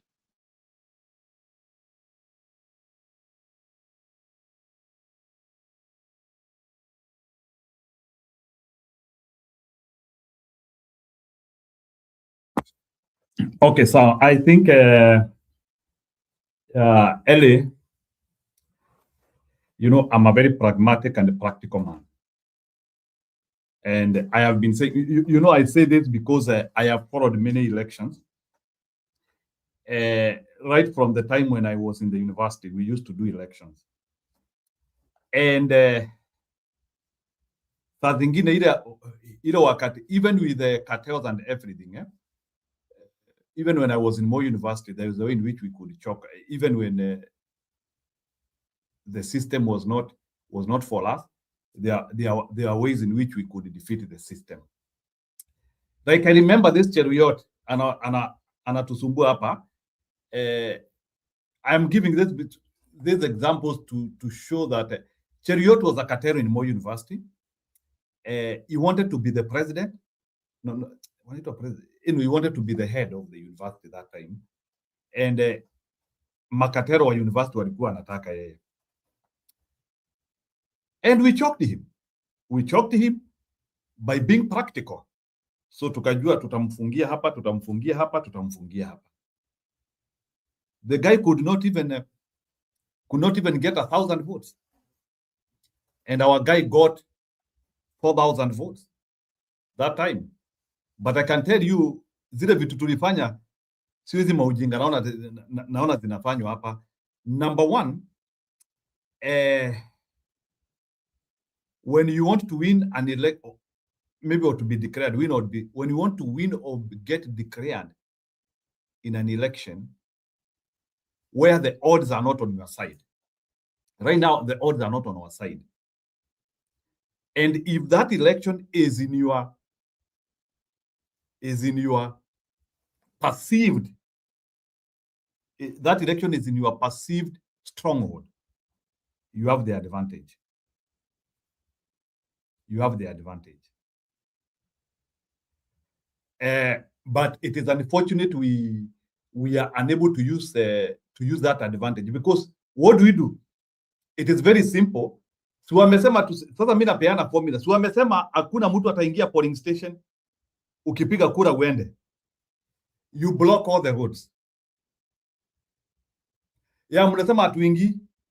Sasa na unajua already serikali lazima ilete watu, because unajua ile kitu wanataka, wataingiza magoons waende wakaterrorize poll workers. So there's no in which poll workers are safe. Juu hakuna mtu huko. So watakuja waingize criminals ama waingize gang huko. So what you do, you have to lazima murudishe magari, mnarudisha any vehicle na kurudisha watu. So there should be, otherwise ati tukingojea ati historia ya kuambiwa ati sasa we are not controlling movement of people, we are not controlling movement of vehicles. Gari tu itakuja ikuje na boxes na story yetu itaishia hivyo. Hapo ni ile we have to marshal. Let me tell you. But Maura, you see, there's something called culture change, yeah? You know, if the culture is the same, when I say culture, I don't mean our culture as in a, you know, ethnographic things. Someone said there someone is there texting saying that CG Ellie is dreaming. CG, they're calling me a utopian. At too much theories. These people who are speaking there, why can't they come here on the platform and talk their nonsense? I am saying that if we believe in a clean process, but the things you have said there, how can these things be clean when ourselves, we just agree to be trampled on? Like we agree, literally.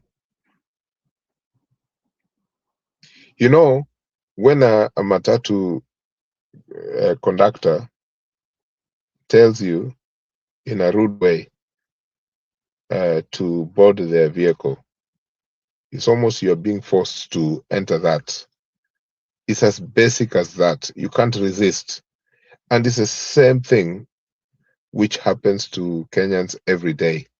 And they are accepting that the IEBC is for them, even though they know that this is a corrupt organization. If Kenyans can find a way to reject the IEBC, maybe things can change.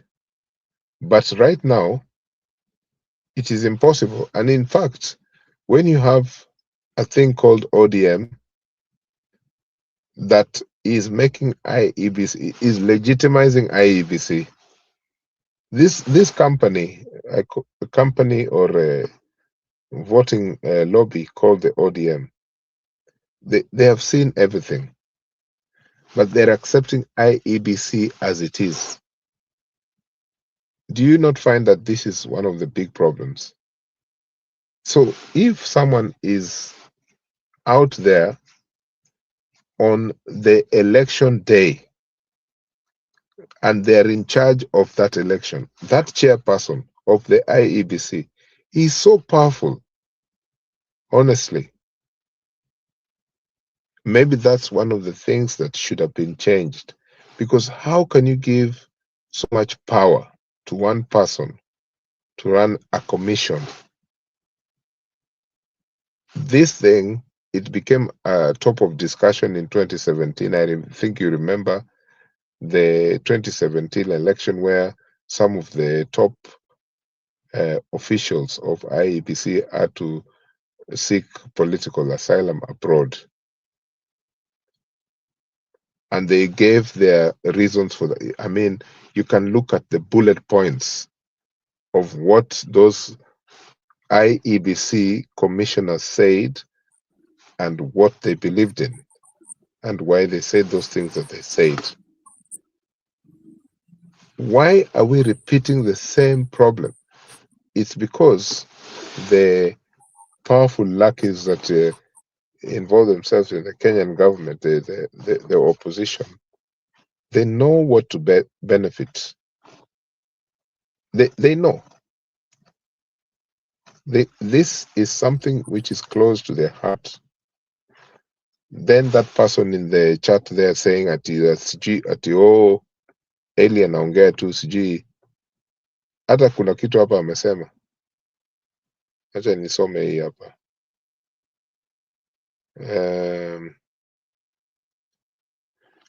Eli's boring fantasies and imaginations beyond repair. No more kissing Itumbi's matakos. Now, this is a person who can come to the platform here and speak up and tell us how he thinks that we can change this nonsense that is happening in our country. Instead of typing at Sijui Eli is putting fake theories in the studio. If I am putting fake theories in the studio, Bwana Robert Oino, Robert, this is Roba, the one who makes a lot of noise here from Kisii.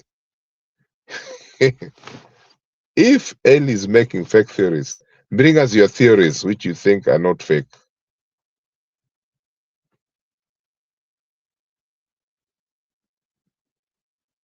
We're saying that the IEBC is wrong, and the IEBC has just been created to punish Kenyans, and we're saying that Kenyans can change this situation if they want.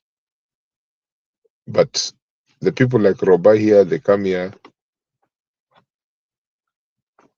to scatter our our conversations, because we know that in these platforms there are people who actually work for government, and what they'll do is to come and scuttle our thoughts.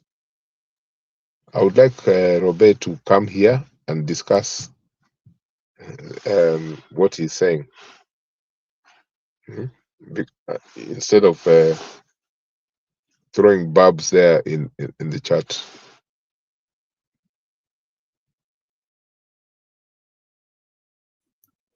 Eli, I have a question.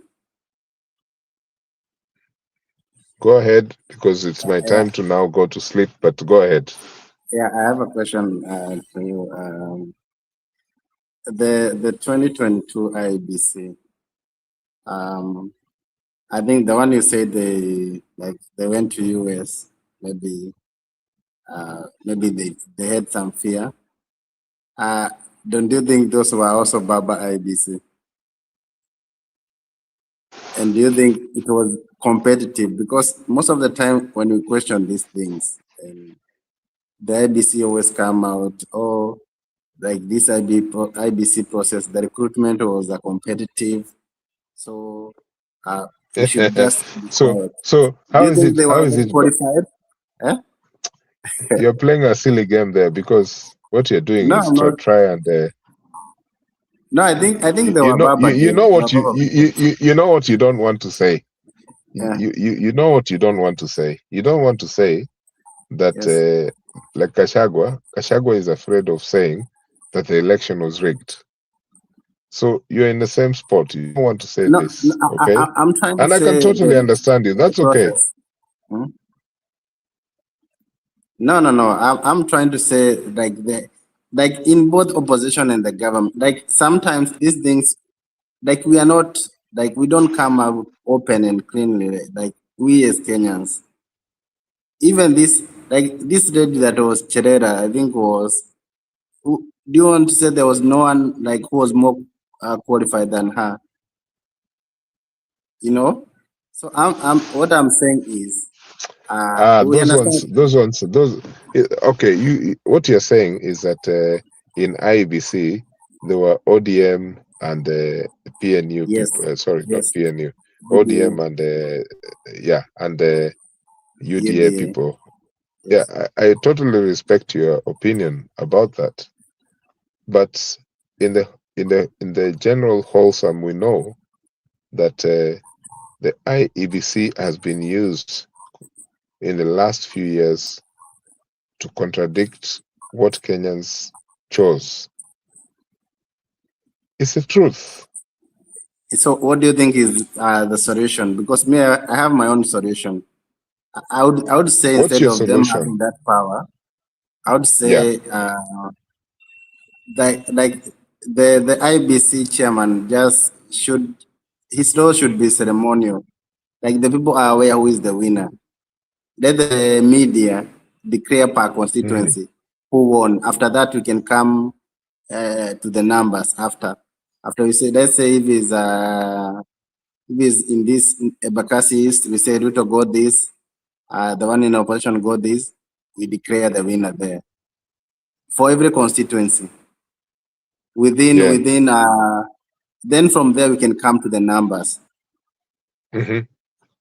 Then But do you think that is going to be easy? Yeah, it's going to be very easy. With this AI things and everything, it's going to be easy. Just 1 hour we have done with the presidential, and everyone knows. Then we say maybe 2 hours after the chairman should announce the winner. I don't know the technicalities of IEBC. You know, everything should be straightforward. Honestly, it should be straightforward. Why should Nairobi submit the last results? Why? And some places are giving results by the minute, by the second, but then you find this situation where some parts of Nairobi are giving their results quite late, maybe days later. What is this thing called IEBC? So, I mean, in 290 constituency, Like, how many minutes do you need? And how many minutes do you need to know the winner for 290 constituencies? And don't But forget, if you're someone like me, I believe that already someone called William Ruto has rigged the elections. That's what I believe.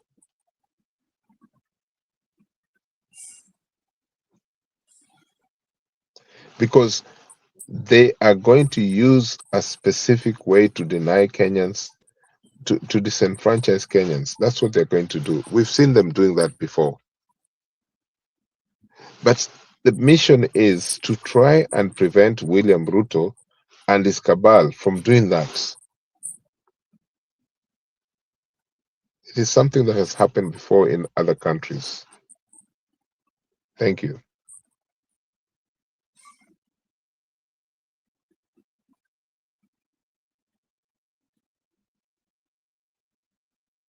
so where's Jiro? Jiro, where are you?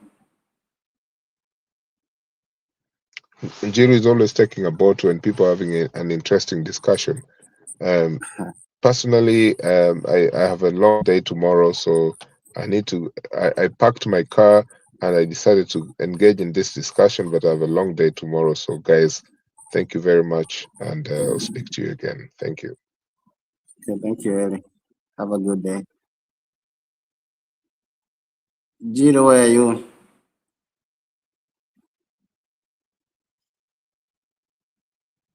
Okay, let's read some comments.